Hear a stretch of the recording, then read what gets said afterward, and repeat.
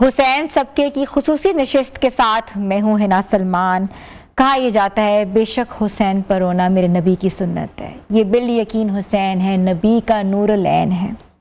گھر دیا حسین نے، سر دیا حسین نے، جو کوئی نہ کر سکا وہ کر دیا حسین نے، جس کے سامنے کوئی نہ رہا حواس میں، ایسی جنگ اس نے لڑی کہ علی بھی نہ لڑ سکے پیاس میں۔ خود علی یہ کہہ رہے ہیں کہ یہ میں علی حسین ہوں۔ اس خصوصی ٹرانسمیشن میں آپ کو خوش آمدید کہتے ہیں۔ آج محرم الحرام کی 10 تاریخ ہے اور اس موقع پر حضرت امام حسین علیہ السلام اور اہل بیت اور شہداء کربلا کے اوپر جو ہے ان کی عظیم قربانیوں کو ہم خراج تحسین پیش کرنے کے لیے، خراج عقیدت پیش کرنے کے لیے یہاں موجود ہیں۔ اور آپ کو پتہ ہے کہ یہ جان نثار ساتھیوں کے ظلم و ستم کے آگے پورا زمانہ جو ہے وہ آج بھی اس عظیم قربانی کو یاد کرتا ہے، تاریخ اسلام کے عظیم باپ کی یاد دلاتا ہے جس نے حق، صداقت، صبر، استقامت کو ہمیشہ یاد رکھا ہے، ہمیشہ امر کیا ہے۔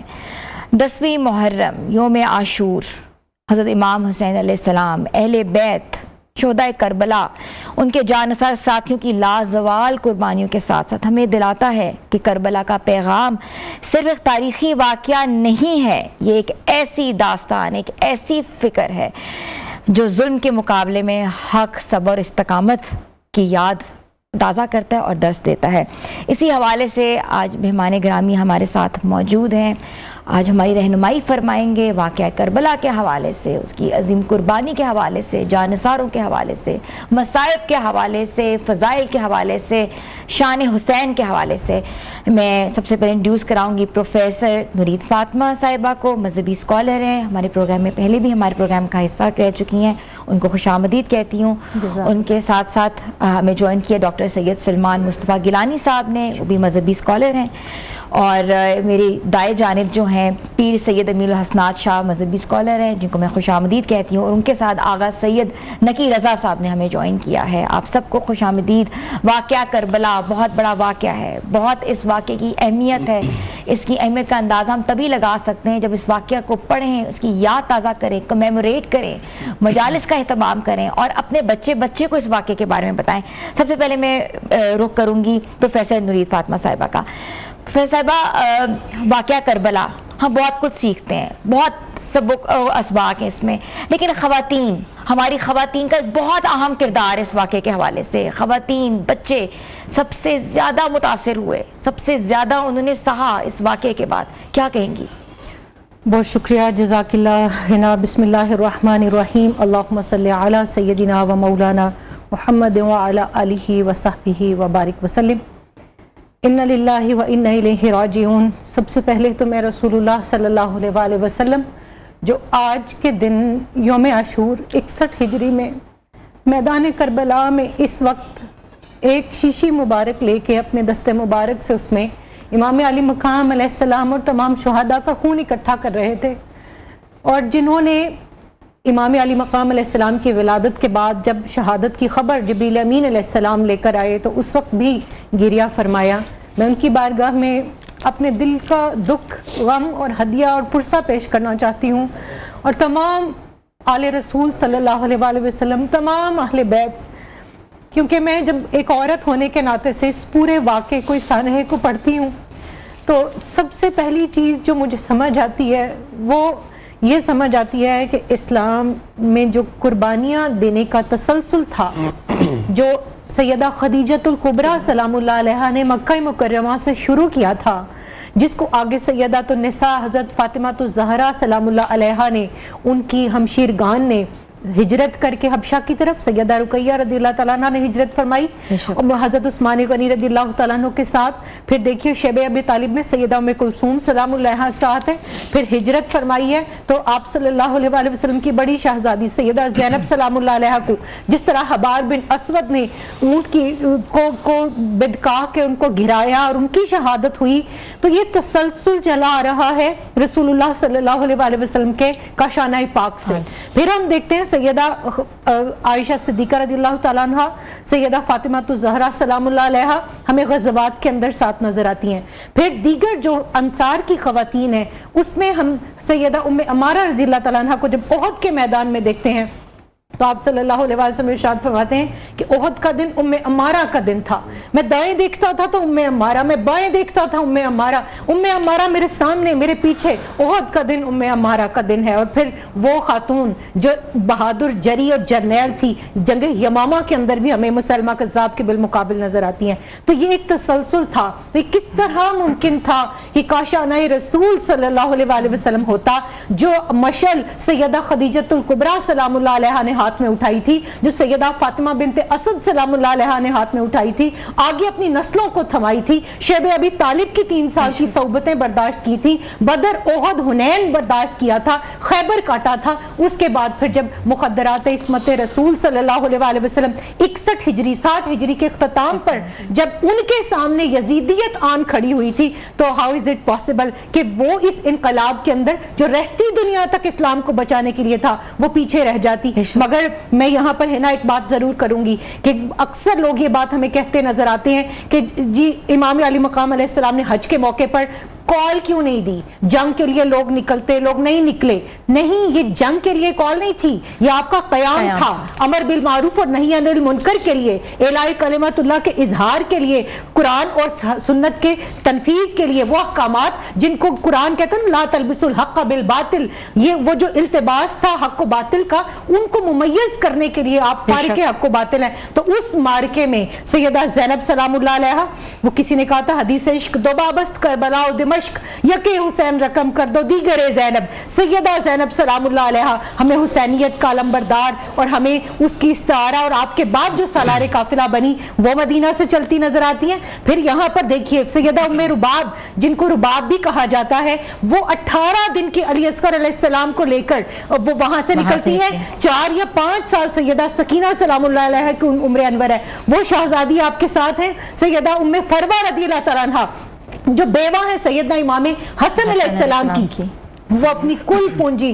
कुल कमाई लेकर सैयदना कासिम अलैहिस्सलाम को लेकर, उनके जो भाई थे उनको लेकर निकली हैं। और वो आप देखिए सैयदा ज़ैनब सलामुल्लाह अलैहा की एज 55 अराउंड 54-55 है, और यहाँ पर हमें 70 साल की सैयदा फिज़ा रज़ियल्लाहु ताला अन्हा भी नजर आती हैं जो उनकी कनीज़ है इस सफर के अंदर। फिर हजरत उम्मे लैला रज़ियल्लाहु ताला अन्हा, हजरत अली अकबर अलैहिस्सलाम की वालदा, वो हमें नजर आती हैं। फिर इस सफर में हजरत शहरबानो रज़ियल्लाहु ताला अन्हा का भी जिक्र मिलता है, वो हमें नजर आती है। जो रह गई सैयदा फातिमा उम्मुल बनीन सलामुल्लाह अलैहा, उनके पास वहां पर भी जिम्मेदारियां थी। हजरत उम्मे सलमा रज़ियल्लाहु ताला अन्हा जो मदीना मुनव्वरा के अंदर मौजूद थी, उनके पास वो शीशी थी जिसके अंदर करबला की मिट्टी सैयदना जिब्रील अमीन अलैहिस्सलाम ने आप सल्लल्लाहु अलैहि वसल्लम को लाकर दी थी, और आपने फरमाया कि उम्मे सलमा इस मिट्टी को अपने पास महफूज कर लो, जिस दिन ये मिट्टी खून में बदल जाए समझ लेना कि मेरा बेटा हुसैन शहीद कर दिया गया है। और मेरी उम्मत के लोगों ने जब ये जुमला मैं तारीख में पढ़ती हूँ तो मेरा कलेजा कट जाता है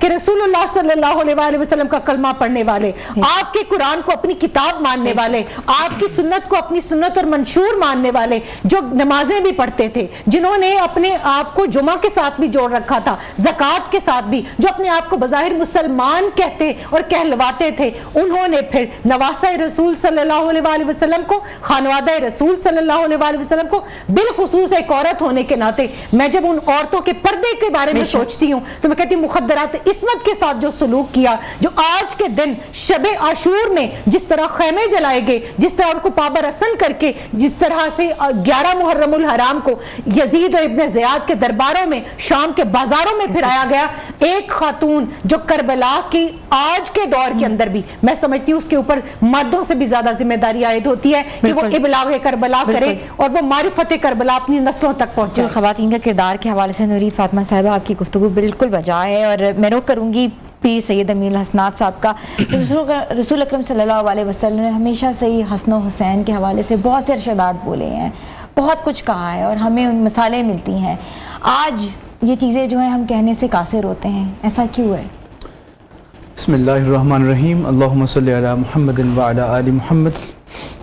देखिए, सबसे पहले तो हम कुरान करीम की तरफ रुजू करते हैं कि जिसमें आका अलैहिस्सलाम के फरमान से पहले اللہ رب العزت نے اپنے محبوب کی آل کی محبت کو امت پر فرض کیا ہے، اور آقا علیہ السلام نے اہل عرب کے اس معاشرے میں قدم رکھا کہ جہاں نہ بیٹی کی عزت تھی، نہ ماں کی عزت تھی، نہ بہن کی عزت تھی، کسی کا کوئی مقام نہیں تھا۔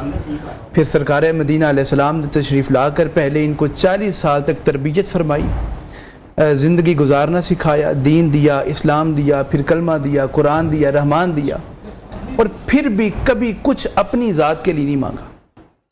جب اپنی ذات کے لیے کبھی نہ مانگا تو یہاں پر قرآن کریم کہتا ہے اے حبیب آپ نے کبھی کچھ نہیں مانگا، کل ان سے فرمائیں لا اسألکم علیہ اجرا الا المودۃ فی القربا، کہ میں نے تم سے اپنی ذات کے لیے کبھی کچھ طلب نہیں کیا، تو اب جب میں نے کبھی سوال نہیں کیا تو الا المودۃ فی القربا، اب میں تم سے طلب کرتا ہوں اور حکم الہی کے تحت طلب کرتا ہوں، اللہ رب العزت کے حکم کے ساتھ طلب کرتا ہوں، کیا الا المودۃ فی القربا، کہ میرے قرابت والوں کی محبت اور مودت رکھا کرو۔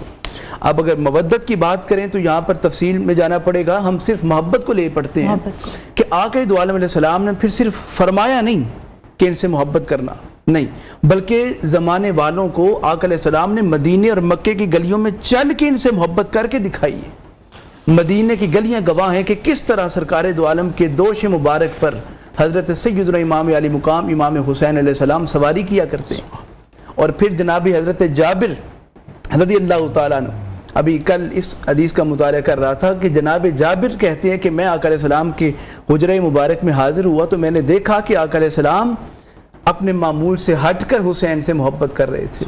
میں نے دیکھا کیسے کہ دونوں ہاتھ زمین پر رکھے ہیں اور اپنے گھٹنے زمین کے ساتھ لگا رکھے ہیں، اور اپنے پشت پہ حسین کو بٹھا رکھا ہے، اور ساتھ کہتے جاتے ہیں ذرا بتاؤ کیسا اونٹ ہے۔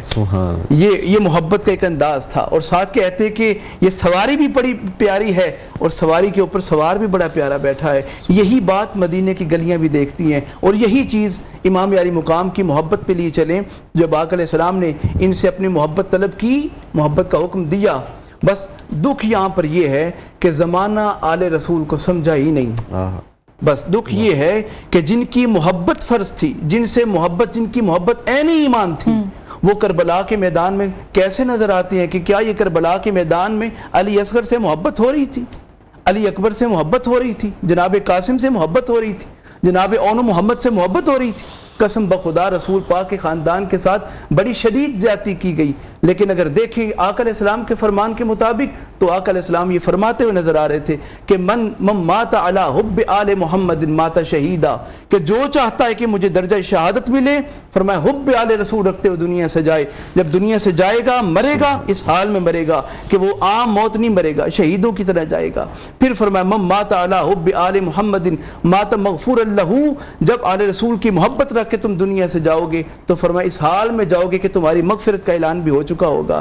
پھر فرمایا من مات علی حب آل محمد مات تائبہ، فرمایا کہ تم آل رسول کی محبت رکھ کے تو دیکھو، جب دنیا سے جاؤ گے تب تک موت نہیں آئے گی جب تک اللہ تمہیں توبہ کی توفیق نہیں دے دیتا۔ پھر فرمایا من مات علی حب آل محمد یزف الی الجنۃ کما تزف العروس الی بیت زوجہا، فرمایا آل رسول کی محبت رکھنا تمہارا کام ہے، جب دنیا سے جاؤ گے حشر کے میدان سے لے کر جنت تک جب جاؤ گے تمہیں ایسے ہی نہیں لے جایا جائے گا بلکہ دلہن کی طرح سجا کے لے جایا جائے گا، جیسے دلہن سجا کے دلہا کے گھر لے جائی جاتی ہے۔ اور پھر آقا علیہ السلام نے فرمایا من مات علی حب آل محمد بشرہ ملک الموت بالجنت ثم منکر و نکیر، فرمایا وہ مرنے کے قریب ہوتا ہے بندہ کہ جس کے دل میں حب محمد و آل محمد ہوتی ہے، امام علی مقام امام حسن و حسین کی محبت ہوتی ہے، فرمایا اس کے مرنے سے پہلے وہ ملک الموت جو بڑی تکلیف کے ساتھ جان نکالتا ہے، حکم ہوتا ہے اس کی روح بعد میں نکالنا، اسے جنت کی بشارت پہلے دینا، اس لیے کہ قبر میں امام حسن و حسین کا غدار نہیں آ رہا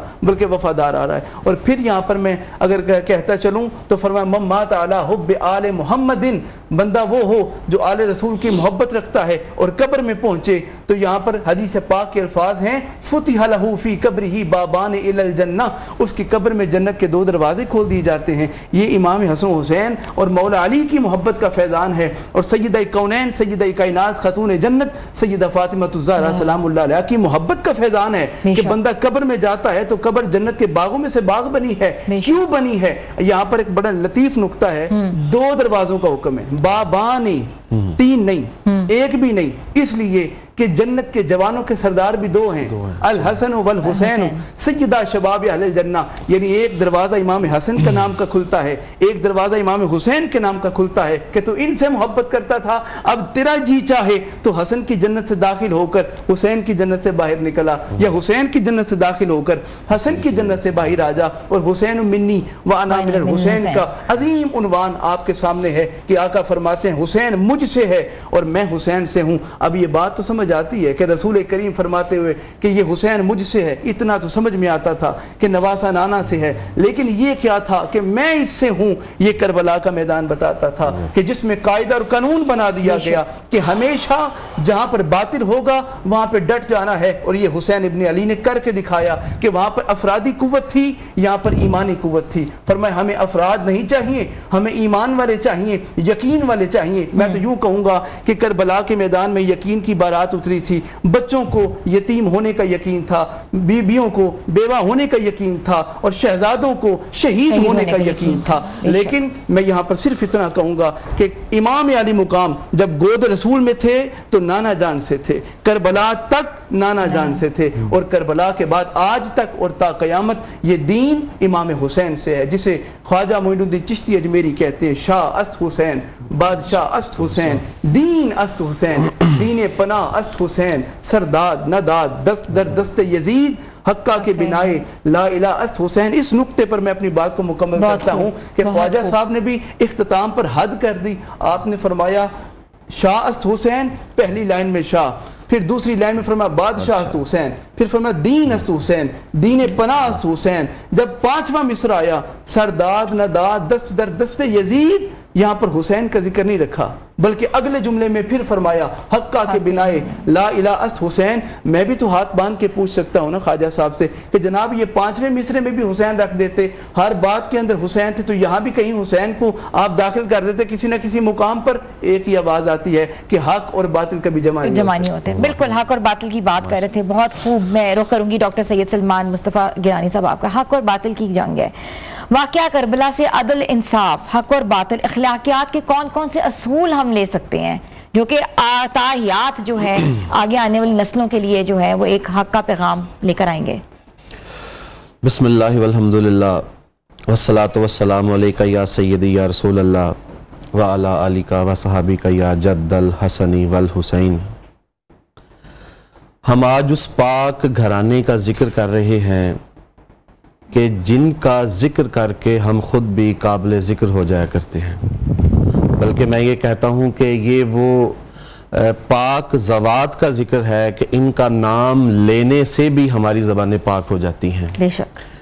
واقعہ کربلا جو ہے یہ دراصل ایک فکر ہے جو یزیدی اور حسینی افکار کے درمیان امتیاز کرنے کا نام ہے۔ اگر ہم بات کریں واقعہ کربلا سے آج کی نوجوان نسل اور ہم کیا اخذ کرتے ہیں تو اس میں یہ کہوں گا کہ واقعہ کربلا اس چیز کی نشاندہی کرتا ہے کہ ہمیں حق کے ساتھ کھڑے ہونا ہے، ہمیں باطل کے سامنے ڈٹ کر مقابلہ کرنا ہے، ہمیں اپنی اہل خانہ کی گھر والوں کی قربانیاں جو ہیں وہ بھی دین حق اور دین مبین کی فتح کے لیے دینے سے گریز نہیں کرنا چاہیے۔ اور یہ وہ اچھا امام علی مقام کی جو تربیت ہے وہ خود ذات رسالت مآب صلی اللہ علیہ وآلہ وسلم نے فرمائی ہے کہ جتنے اوصاف اور اخلاق ہیں یہ امام پاک میں نبی پاک صلی اللہ علیہ وآلہ وسلم سے ٹریول کر کے آئے ہیں۔ اور کیوں نہ آئیں؟ کیونکہ جب حسین پاک پیدا ہوئے تو میرے کریم نے اپنی زبان مبارک سے گٹی دی۔ اچھا صرف مولا حسین علیہ السلام کو نہیں دی، جب مولا علی پیدا ہوئے تب بھی زبان رسالت مآب سے گٹی دی، اپنی زبان چسوائی۔ نبیوں کے امام نے ولیوں کے امام کو زبان رسالت چسوائی اور امامت نے نبوت کی چاشنی سمیٹ لی۔ سیدہ زہرا پاک پیدا ہوئیں، گٹی نبی پاک صلی اللہ علیہ وآلہ وسلم نے اپنی زبان مقدس سے دی۔ امام حسن مجتبیٰ پیدا ہوئے، پھر گٹی نبی پاک صلی اللہ علیہ وسلم نے اپنی زبان سے دی۔ امام حسین علیہ السلام پیدا ہوئے، پھر زبان رسالت مآب صلی اللہ علیہ وآلہ وسلم سے گٹی دی گئی۔ زمانے کو یہ بتانا ہے کہ یہ دیکھنے میں 5 ہیں، زبان ان کی ایک ہے، واہ۔ اور یہ وہی زبان ہے جس کے بارے میں قرآن نے کہا کہ وما ينطق عن الهوى ان هو الا وحی یوحی، کہ اے حبیب مکرم آپ تب تک اپنی زبان سے کچھ فرماتے نہیں جب تک اللہ وحی نہیں کر دیتا۔ بے شک۔ تو جو امام علی مقام نے جتنے اوصاف اور خصائل ہیں وہ ذات رسالت مآب صلی اللہ علیہ وآلہ وسلم سے سمیٹے، اور اسی طرح امام علی علیہ السلام کے حوالے سے ہم بات کریں تو مولا علی مرتضیٰ علیہ السلام کی ساری زندگی انہی قربانیوں اور دین اسلام کی سر بلندی میں گزر گئی، اور سیدہ زہرا پاک کی بات کی جائے بلکہ میں تو کہوں گا یہ سارا گھرانہ ہی جو ہے وہ قربانیاں اس گھرانے نے دیں، اور یہ اللہ تعالیٰ کا یہ قانون ہے، وہ جس سے محبت کا ارادہ کرتا ہے اس کو پھر امتحانات میں اور قربانیوں میں اور آزمائشوں میں ڈال دیتا ہے۔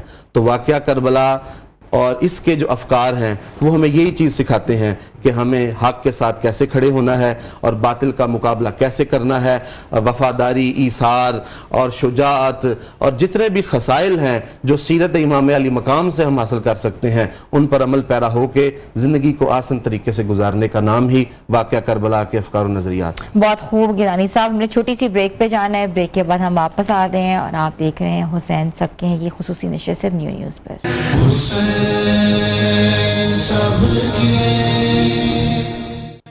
حسین سبکے کی خصوصی نشست میں آپ کو خوش آمدید کہتے ہیں۔ میں رخ کروں گی آغا سید نقی رضا صاحب کا۔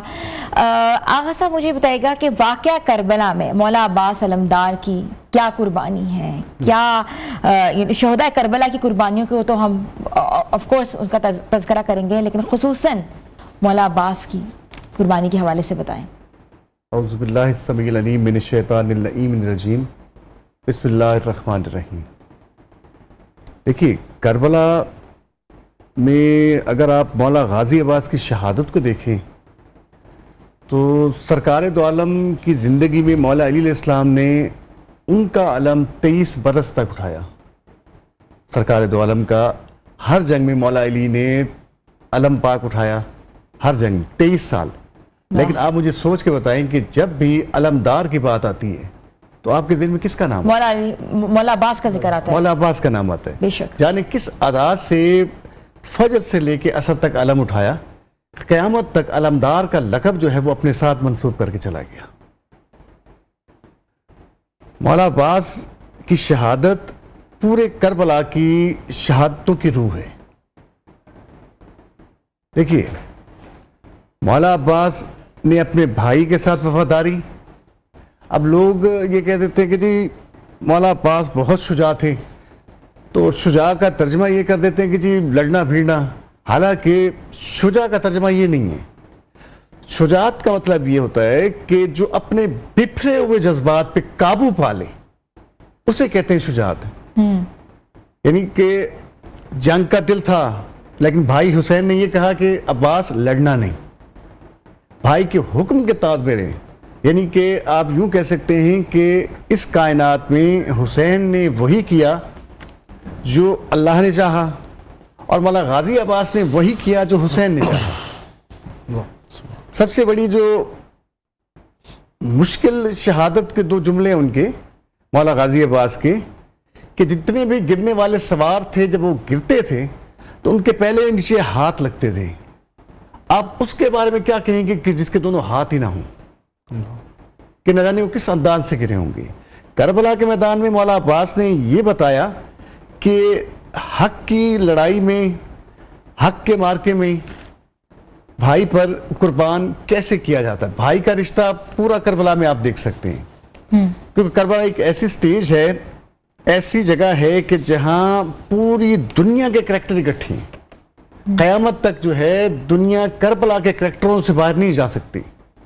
اگر ایک پڑھا لکھا انسان آپ کو چاہے تو وہ ہر بات کا جواب آپ کو کربلا سے دے سکتا ہے۔ اور شب عاشور، کتنی بڑی بات یہ ہے کہ شب عاشور میں جو ہے مولا حسین نے اپنے چاہنے والوں سے یہ کہا کہ یہ سارے لوگ میرے خون کے پیاسے ہیں، یہ میرے دشمن ہیں، تم سب لوگ مجھے چھوڑ کے چلے جاؤ۔ پھر فرمایا کہ شاید ایسا محسوس ہوتا ہے، جو آج کی رات آئے گی جسے کہتے ہیں شب عاشور، کہ شاید ایسا محسوس ہوتا ہے کہ تم میرے سامنے جاتے ہوئے شرما رہے ہو یا تمہیں ایسا لگتا ہے کہ تمہیں وہ اجر نہ ملے، تو میں حسین یہ وعدہ کرتا ہوں کہ تمہیں وہی اجر ملے گا جو یہاں رہ کے یا یہاں سے چلے جانے سے۔ اگر کوئی آپ کو تانا دے تو اہل بیت اطہار ساتھ ہیں، ایک ایک بچے کو اپنے ساتھ لے کے جائیں اور کہہ دینا کہ رسول کی بیٹیوں کا پردہ بچانے آئے تھے۔ پھر فرمایا کہ شاید آنکھ کا پردہ ہے، اور پھر فرمایا کہ عباس بھائی چراغ کو گل کر دو۔ جب چراغ گل ہوا تو اس سے بڑا آپ یقین بھائی کا بھائی پہ کیسے کہہ سکتے ہیں کہ مولا حسین نے اتنا یقین تھا بھائی پہ کہ پھر دوبارہ جو ہے یہ کہا کہ عباس بھائی چراغ اب جلا دو۔ اب چراغ جلایا تو کیا منظر نظر آیا کہ موت نے پوری دنیا کو اٹھانے کی کوشش کی ہے، انبیاء کو اٹھانے کی کوشش کی، اولیاء کو اٹھانے کی کوشش کی، لیکن جب وہ حسینی لشکر میں پہنچی ہے شب عاشور میں تو بزرگوں نے اس کو اپنا خضاب بنا لیا، بچوں نے اسے اپنا کھلونا بنا لیا، نوجوانوں نے اسے اپنا دوست بنا لیا۔ آج بھی موت اتنی شرمندہ ہے کہ جہاں حسینی ہو وہاں نہیں جاتی۔ دیکھیں نا، جب چراغ روشن ہوا تو بزرگوں نے اپنی کمرے کس لی، بچوں نے اپنی ایڑیاں اٹھا لی، اور نوجوانوں نے جو ہے تلواریں میان سے نکال کر ان کو میانیں جو تھی ان کی توڑ دی تاکہ واپسی کا کوئی راستہ ہی نہیں۔ اب یہاں میں معرفت کی بات کرنے لگا ہوں کہ اس وقت مولا حسین نے جو ہے اس زمین سے اس آسمان تک جتنے پردے تھے وہ ہٹا دیا، ہر ایک کو اپنا اپنا مقام دکھایا۔ حبیب بن مظاہر تمہارا یہ مقام ہے، مولا عباس کو کہا یہ تمہارا مقام ہے، شلی اکبر کو کہا یہ تمہارا مقام ہے، زہیر یہ تمہارا مقام ہے، ابن اوسا یہ تمہارا مقام ہے۔ اب جو اگلے دن صدا تھی العطش العطش العطش، اس کی صدا کا مطلب یہ تھا کہ مولا ہم پیاسے ہیں، اس لیے نہیں کہ ہمیں پانی چاہیے، ہم پیاسے ہیں اس مقام پہ جانے کے لیے جو رات ہم نے دیکھا تھا، تو پہلے میں جاؤں گا۔ اسی طرح سب سے مشکل جو کربلا کی صرف 3 شہادتیں ایسی ہیں کہ جن کو ایک عام انسان حتیٰ کہ کوئی ہندو ہو عیسائی ہو وہ نہیں سن سکتا۔ ایک شہید علی اصغر، کیونکہ وہ ان شہادتوں کا جسے آپ کہتے ہیں کہ پورا مجموعہ ہے، کیونکہ حتیٰ کہ ہندو یہ کہتے ہیں کہ ہم پریشان ہوتے ہیں، حیران ہوتے ہیں کربلا کے مسلمانوں پر کہ کسی ایسے بچے کو تیر مارا کہ جو یہ بھی نہیں جانتا تھا کہ تیر کھانے کے بعد میں نے مسکرانا ہے یا رونا ہے۔ اللہ اکبر۔ اور دوسری شہادت تھی شہید علی اکبر کی، جو تھے ہم شکل رسول، شبیہ رسول، شبیہ رسول۔ اور مزے کی بات یہ ہے کہ جو میں نے کتابوں میں پڑھا وہ یہ ہے، رسول، دیکھیں خلقن و خلقن و منطقن، بے شک، شکل و صورت، بولنا، اور جو بولنے کا انداز تھا وہ نطق، جیسے ہمارے گرانی صاحب نے کہا کہ ان پر وحی کا پیرا تھا، تو سرکار شہزاد علی اکبر کی زبان پہ بھی نطق تھا، یعنی کہ وحی کا پیرا تھا، بولتے نہیں تھے کہ جب تک کہ اوپر سے حکم نہ آ جائے۔ آپ باپ اور بیٹے کی محبت کا تقاضا یہ دیکھ سکتے ہیں کہ جب مولا حسین مدینے سے چلے تو مولا حسین کی داڑھی سیاہ تھی، مکے میں پہنچے آپ کی داڑھی سیاہ تھی۔ یہ کہتی ہے کہ جی آپ جو ہے یزید کے خلاف قیام کرنے جا رہے ہیں، لڑنے جا رہے ہیں، تو مولا حسین نے فرمایا نہیں، میں گواہی دینے جا رہا ہوں۔ ہمیشہ گواہی دینے کے لیے جتنے جو تھے گواہ جو تھے مولا حسین نے وہ پیش کیے۔ اور جب کربلا پہنچے تب داڑھی سیاہ تھی، بیٹے کو میدان میں بھیجا تب داڑھی سیاہ تھی، جب بیٹے کو خون میں لت پت دیکھا تو مولا حسین کی داڑھی جو تھی وہ سفید ہو گئی، اور بیٹے کی لاش پہ ایسے آئے تھے کہ جیسے 1.5 سال کا بچہ جو ہے گرتے پڑتے آتا ہے۔ روایات یہ بتاتی ہیں کہ 70 مرتبہ مولا حسین گرے ہیں، 70 مرتبہ ہی اٹھے ہیں۔ اور جب بیٹے کے 7 قدم کی دوری پر تھے تو آپ نے فرمایا تھا ادعونی یا بنیا، اے میرے بیٹے مجھے آواز دو، میری آنکھوں کا نور چلا گیا ہے، میں تمہاری آواز کے سہارے تم تک پہنچنا چاہتا ہوں۔ تو مولا عباس کی شہادت ہو، شہزادہ علی اکبر کی شہادت ہو، یہ ہمیں درس دیتی ہے کہ حق پر رہتے ہوئے بیٹے کا کیا کردار ہے، حق پر رہتے ہوئے باپ کا کیا کردار ہے. اور اگر بہنیں ساتھ نہ ہوتی تو یقین جانیے کربلا میں کون شہید ہوا، کیسے ہوا، یہ کسی کو پتہ ہی نہ لگتا. بالکل. کیونکہ سرکار دو عالم کے ساتھ بھی اللہ نے یہ حکم دیا تھا کہ اے میرے حبیب، اسلام میں اپنے ساتھ ساتھ خواتین کو ساتھ لے کر چلو. کیوں کہ اگر خواتین ساتھ نہیں ہوں گی تو ساتھ چلنے والے تو کئی ہوں گے لیکن ساتھ دینے والا کوئی نہیں ہوگا. اسی طرح کربلا میں مولا حسین نے دین کو بچایا لیکن دین پہنچایا جو ہے وہ جناب بی بی زینب. بالکل یہیں سے میں آغاز کروں گی نورید فاطمہ صاحبہ سے. نورید فاطمہ، دین کو بچایا اور دین کو پہنچایا ہے ہماری پاک بیبیوں نے. بے شک. ان کے صدقے آج اسلام جو ہے اس کا سرچار ہے، اس کا پرچار ہے ہر جگہ. کیا کہیں گی بی بی زینب سلام اللہ علیہ کا کردار خطبہ کے بعد، یزید کی دربار میں خطبے کے بعد ان کا کیا کردار تھا؟ کس طریقے سے انہوں نے اپنے آپ کو سنبھالا، کیا لوگوں کو بتایا؟ ہے نا، یہ بہت ضروری اور اہم سوال بھی ہے لیکن بہت تکلیف دہ سوال بھی ہے. کیونکہ سیدہ زینب سلام اللہ علیہ نے جب یزید کے دربار میں جب آپ کو لے جایا گیا تو اس سے پہلے 11 محرم کو جب مقتل سے ان کو گزارا گیا تو وہ اجساد پاک، وہ نوری وجود جو دوش رسول صلی اللہ علیہ وسلم پہ جب ہوتا، آج اس حال میں میدان کرب و بلا کے اندر ہے کہ ہوا ریت اڑا اڑا کر ان پر ڈالتی. اور ایک اسپیشل اسکواڈ مقرر کیا تھا یزید، بدبخت، لعین اور ابن زیاد اور عمر بن سعد نے کہ جو صرف ان اجساد پاک کو پامال کرنے کے لیے تھا.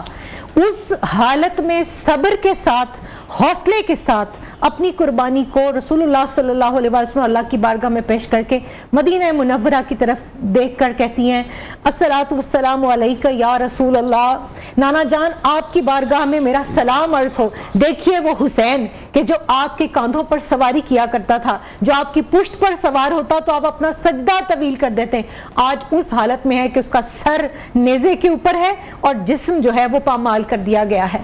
تو اس صبر کے اندر میں کہتی ہوں مردوں کا جہاں پتا پانی ہو جاتا ہے وہاں ان خواتین نے صبر، ہمت، حوصلے اور جرت کے ساتھ کس طرح سے اس حریت کو اپنے ہاتھ میں اس مشعل کو لیا ہے اور پھر چلی ہیں. اچھا، پھر اس کے بعد ایک عام آج کا انسان جو ہے اس کو بے کجاوا اونٹ پر بٹھا کر چند کلومیٹر کا سفر کرائیے، اور یہ سینکڑوں کلومیٹر بنتے ہیں کہ جو بے کجاوا اونٹوں کے اوپر ان بیبیوں کو سوار کرایا گیا ہے.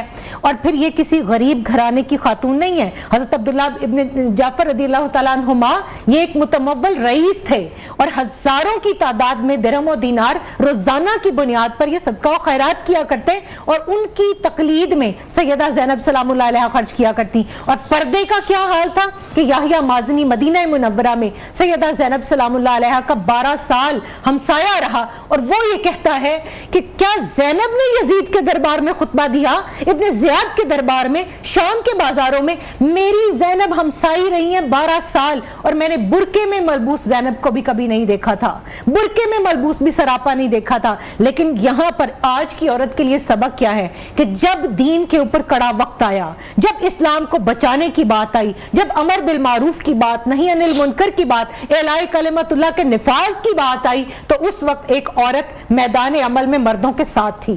اور پھر کس طرح ساتھ تھی کہ جب آپ دیکھیے اس لعین بدبخت کے سامنے سر امام علی مقام علیہ السلام لایا گیا تو وہ بدبخت لعین اپنی چھڑی سے ان لبان مبارک کو جو ہے بے ادبی اور گستاخی کر کے مس کرتا ہے جہاں رسول اللہ صلی اللہ علیہ وسلم بوسے دیا کرتے تھے، اور صحابی رسول صلی اللہ علیہ وسلم گواہ کے طور پر دربار میں موجود ہیں اور کہتے ہیں کہ بدبخت خبردار تو یہ گستاخی نہ کر، کیونکہ میں نے دیکھا ہے اپنی ان آنکھوں کے ساتھ کہ رسول اللہ صلی اللہ علیہ وسلم خود ان لبوں کو بوسے دیا کرتے تھے. پھر اس کے بعد سیدہ زینب سلام اللہ علیہ نے جس جرت کے ساتھ وہ خطبہ ارشاد فرمایا ہے کہ لہجہ حیدری کے اندر آپ نے سب سے پہلے اللہ تعالیٰ کا نام بسم اللہ الرحمن الرحیم، پھر آپ نے الحمدللہ رب العالمین، پھر آپ نے محمد و آل محمد صلی اللہ علیہ वसल्लम पर दरूद पढ़कर कुरान की आयत के साथ। और आज हम खवातीन अक्सर कहती हैं अपने बच्चों की जब तरबियत की बात आती है, जब अपनी बात आती है, तो हम अंधेरे से डरने वाली, हम भाव से डराने वाली, अपने बच्चों को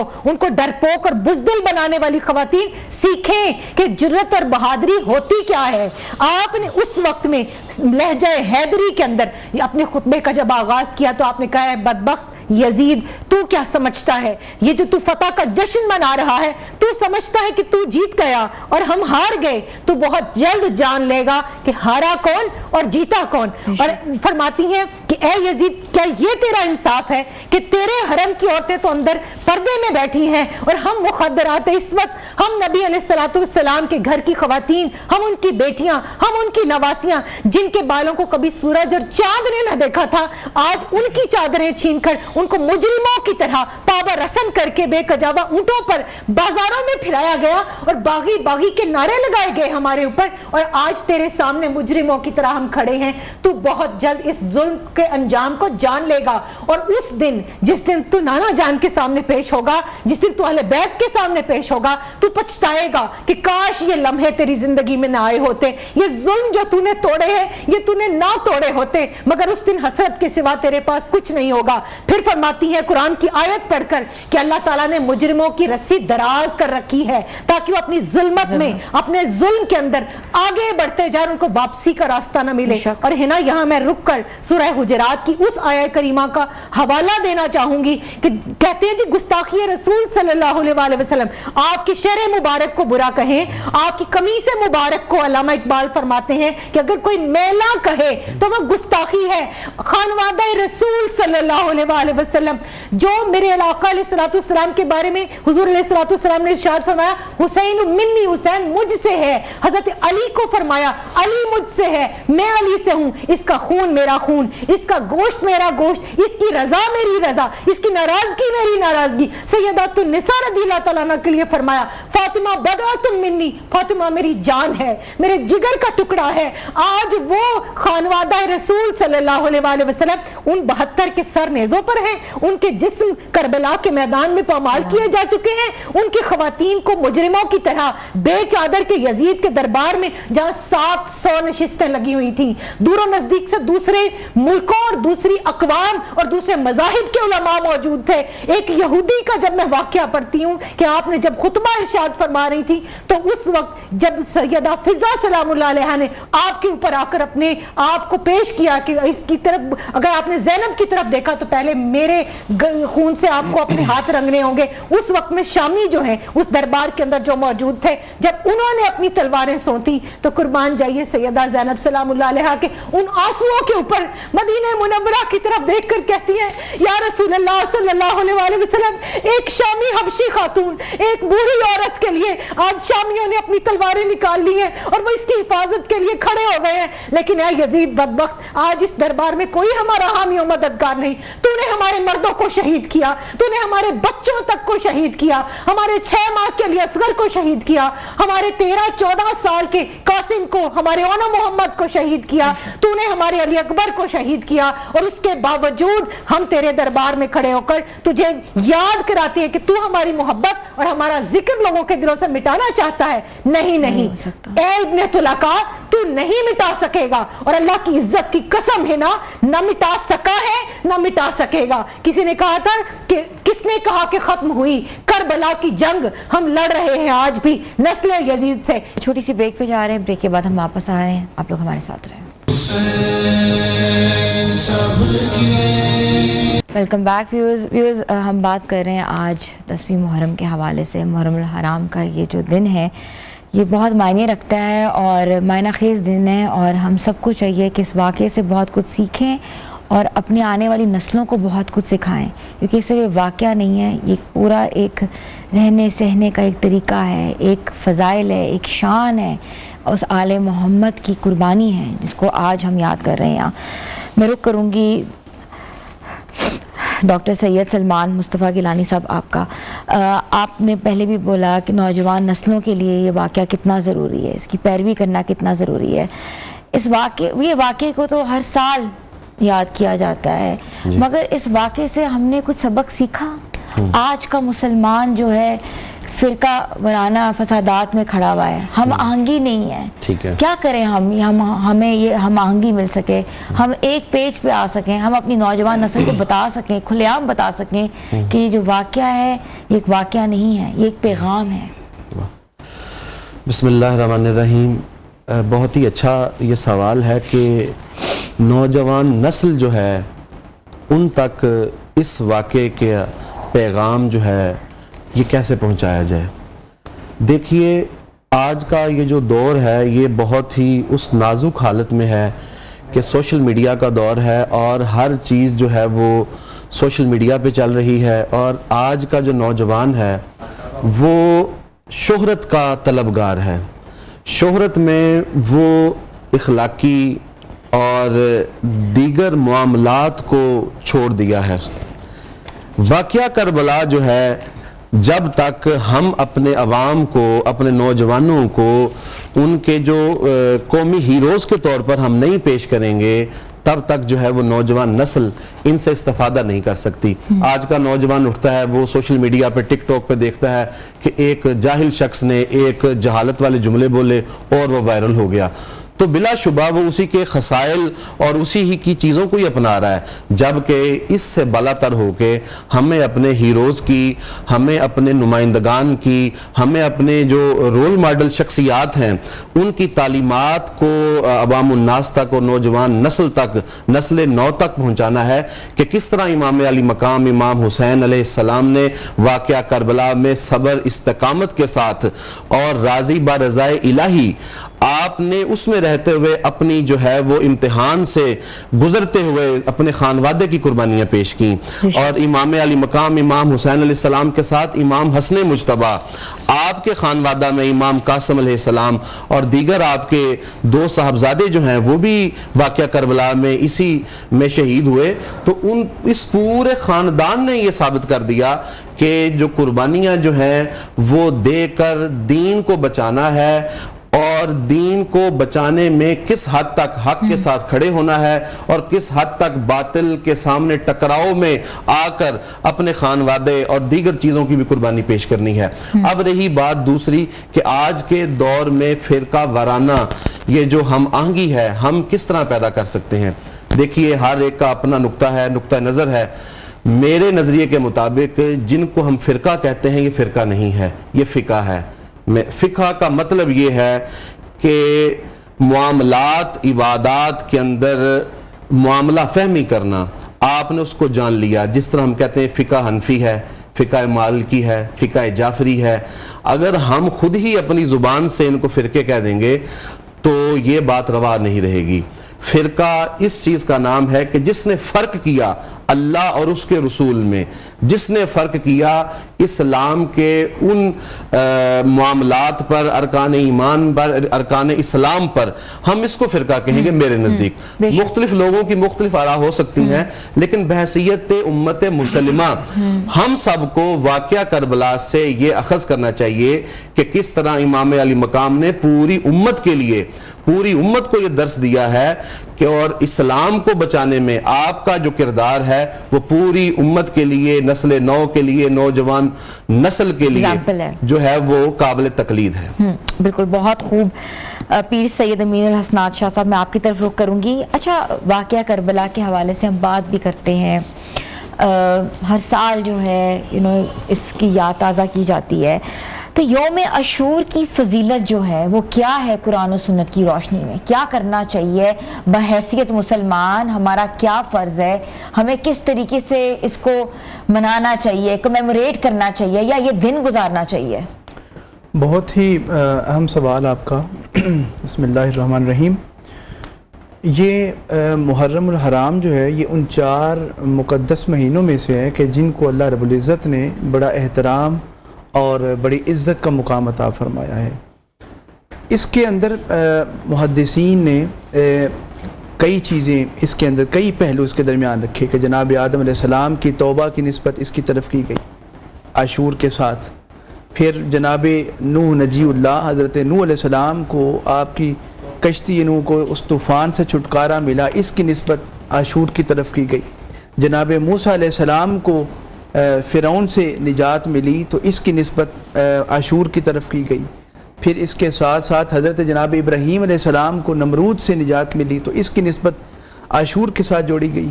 تو جناب آقا علیہ السلام کے زمانہ میں جب حضور نے ہجرت کر کے مدینہ تشریف لائے تو آقا علیہ السلام نے جب دیکھا کہ جو یہودی ہیں یہ اس دن روزہ رکھتے ہیں تو آپ نے ان سے پوچھا کہ تم اس دن روزہ کیوں رکھتے ہو؟ تو انہوں نے کہا اس لیے کہ جناب موسیٰ علیہ السلام کو فرعون سے نجات ملی تھی تو ہم اس لیے اس دن روزہ رکھتے ہیں اور اللہ کا شکر ادا کرتے ہیں. تو میرے آقا علیہ السلام نے فرمایا کہ پھر تم سے زیادہ موسیٰ ہمارے نزدیک ہیں, پھر تم سے زیادہ ہمارا حق ہے کہ اس دن روزہ رکھیں.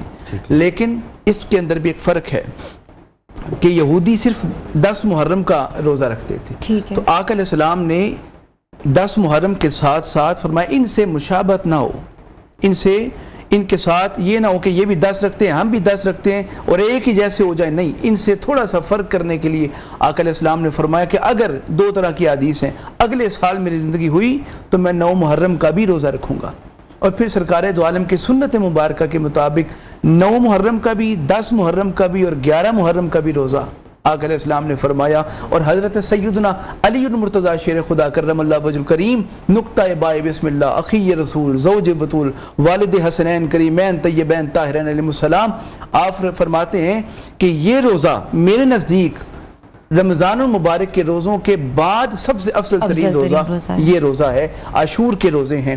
اور پھر ہمارے پاس 2 طرح کے معاملات ہیں, ایک تو یہ تمام پہلو جو میں نے آپ کے سامنے پیش کیے, اور دوسرا میرے آقا علیہ السلام کے گھرانے کے ساتھ جو سلوک کیا گیا, ایک اس کا پہلو بھی ہمارے سامنے رہتا ہے کہ آقا علیہ السلام کے خانوادے کے ساتھ یعنی صاحب کوثر میرے آقا علیہ السلام کے جو ہے وہ امت نے آقا علیہ السلام کے ساتھ جو سلوک کیا, شہزادوں پہ پانی بند کر دیا, اور میرے آقا علیہ السلام کے جو شہزادوں کے ساتھ جو خیمے جلا دیے گئے اور تمام طرح کے معاملات جو کیے گئے, وہ رسول کہ جس نے چیونٹیوں سے لے کے جمادات, نباتات اور حیوانات پر رحمت فرمائی, اسی رسول کے خاندان کو اور خانوادے کو پیاسا شہید کیا گیا. اور ایسا شہید کیا گیا کہ میں سمجھتا ہوں کہ پوری انسانیت کے اندر اول سے آخر جناب آدم علیہ السلام سے لے کے آقا علیہ السلام تک آپ تمام انبیاء کو اٹھا کے دیکھ لیں, آپ ان کی سیرت اٹھا کے دیکھیں, کسی رسول کی اولاد کے ساتھ یہ سلوک نہیں ہوا جو آقا علیہ السلام کی اولاد کے ساتھ ہوا ہے. حالانکہ پچھلا پہلو دوبارہ دہراتا ہوں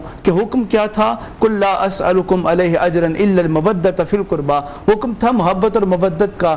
لیکن آپ پھر ایک اور نقطہ یہاں پر لیتے جائیں کہ کسی نبی کی اولاد کی محبت کو اللہ نے امت پر واجب بھی نہیں کیا, فرض بھی نہیں کیا, سوائے آقا علیہ السلام کی جو حضور کی آل کے, یعنی کسی نبی کی آل کی محبت امت پر واجب فرض نہیں سوائے آقا علیہ السلام کی. لیکن پھر بھی آپ دیکھیں کہ کس طرح کا سلوک امام علی مقام کے رفقا کے ساتھ اور پھر امام پاک کے ساتھ کیا. بس اس لحاظ سے بھی اس دن یہ سوچ کر بھی نیک نیتی رکھتے ہوئے بھی کہ امام پاک کی بارگاہ میں نذرانہ عقیدت ہم بھی پیاسے رہ کے گزار سکتے ہیں اور روزے کی حالت میں گزار سکتے ہیں کہ ہمارا بھی سلام پیش کیا جا سکے. وگرنہ کربلا کے اندر وہ جو سلوک امام علی مقام اور آپ کے رفقا کے ساتھ کیا ہے, تاریخ انسانی اول سے آخر آج سے لے کے آگے بھی چلے جائیں قیامت تک, جنگ کے اصولوں کے خلاف وہاں پر جنگ کی گئی. اور وہاں پر حالانکہ 6 ماہ کے شہزادے کے ساتھ کسی کی کوئی دشمنی نہیں ہوتی. اور پھر ہمارے پروفیسر صاحبہ بھی اس پر بڑا خطاب آپ نے بھی کیا, بڑے آپ نے نکات دیے. لیکن ایک یہ بھی نقطہ یہاں پر رکھا جائے کہ علی اصغر کو وہ تیر مارا گیا تھا کہ جو 3 منہ والا تھا, جو انسانوں کو نہیں مارا جاتا, جو جانوروں کے لیے ہوتا ہے. تو یہ رسول پاک کی وہ اولاد کے جس کی محبت فرض تھی, ان کے ساتھ وہ سلوک کیا گیا جو جانوروں کے ساتھ کیا جاتا ہے معاذ اللہ. اور پھر صرف امام علی مقام کا سر انور نہیں بلکہ جو بھی شہید ہوتا اس کا وہ سر کاٹ لیتے. اور میں یہاں پر یہ بھی عرض کرتا چلوں کہ 3 امام حضرت علی اصغر علیہ السلام وہ شہزادے ہیں کہ جن کی 3 بار شہادت ہوئی, جو 3 بار شہید کیے گئے.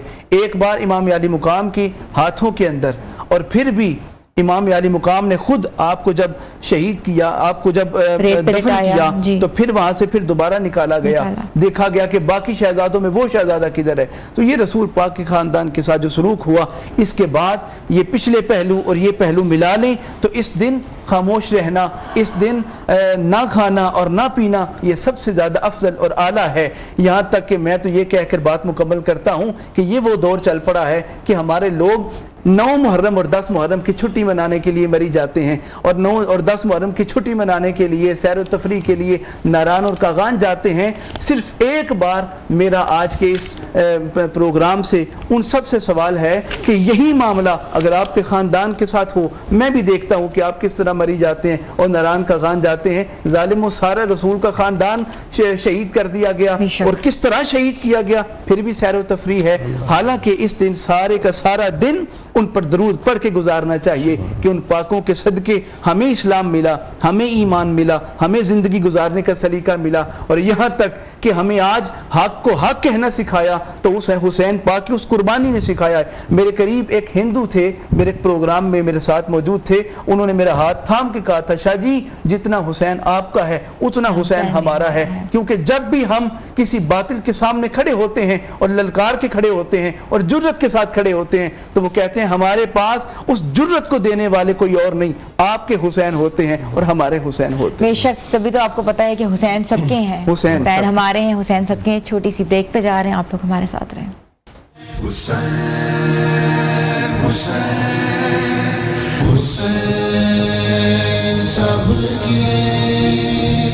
हुसैन सबके की खुसूसी नशिस्त के साथ मैं आपके सामने हाजिर हूँ। मैं रुख करूँगी आगा सैयद नकीर रज़ा साहब की तरफ।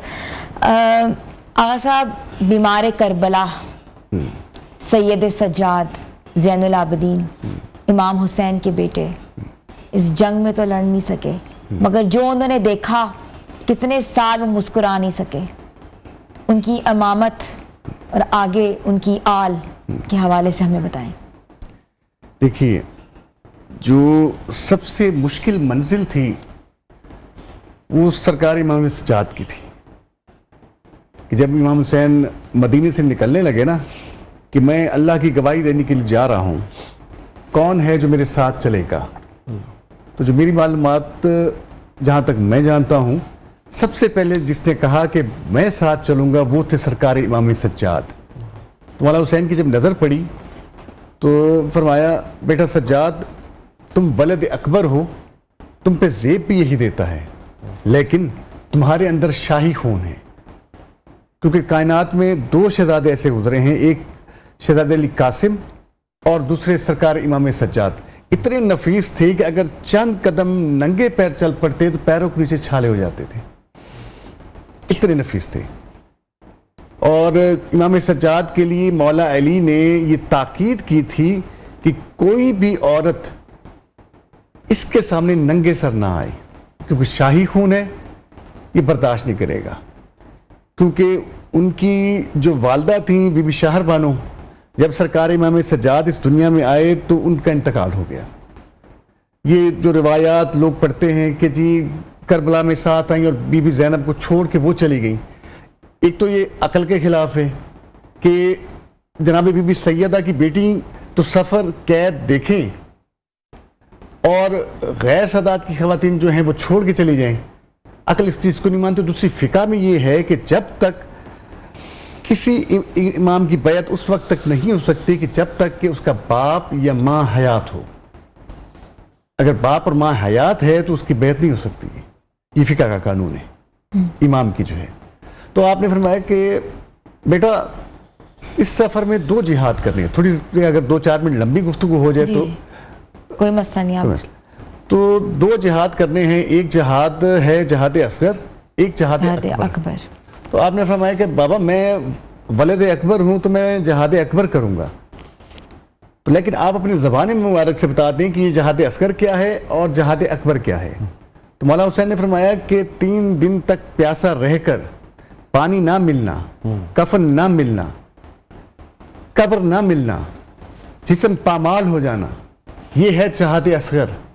और जिहाद अकबर क्या है कि कभी इस बाजार, कभी उस बाजार, कभी इस दरबार, कभी उस दरबार, बहनों को साथ लिए, फुफियों को साथ लिए, बेटियों को साथ लिए, सर पे चादर नहीं, ये है जिहाद अकबर।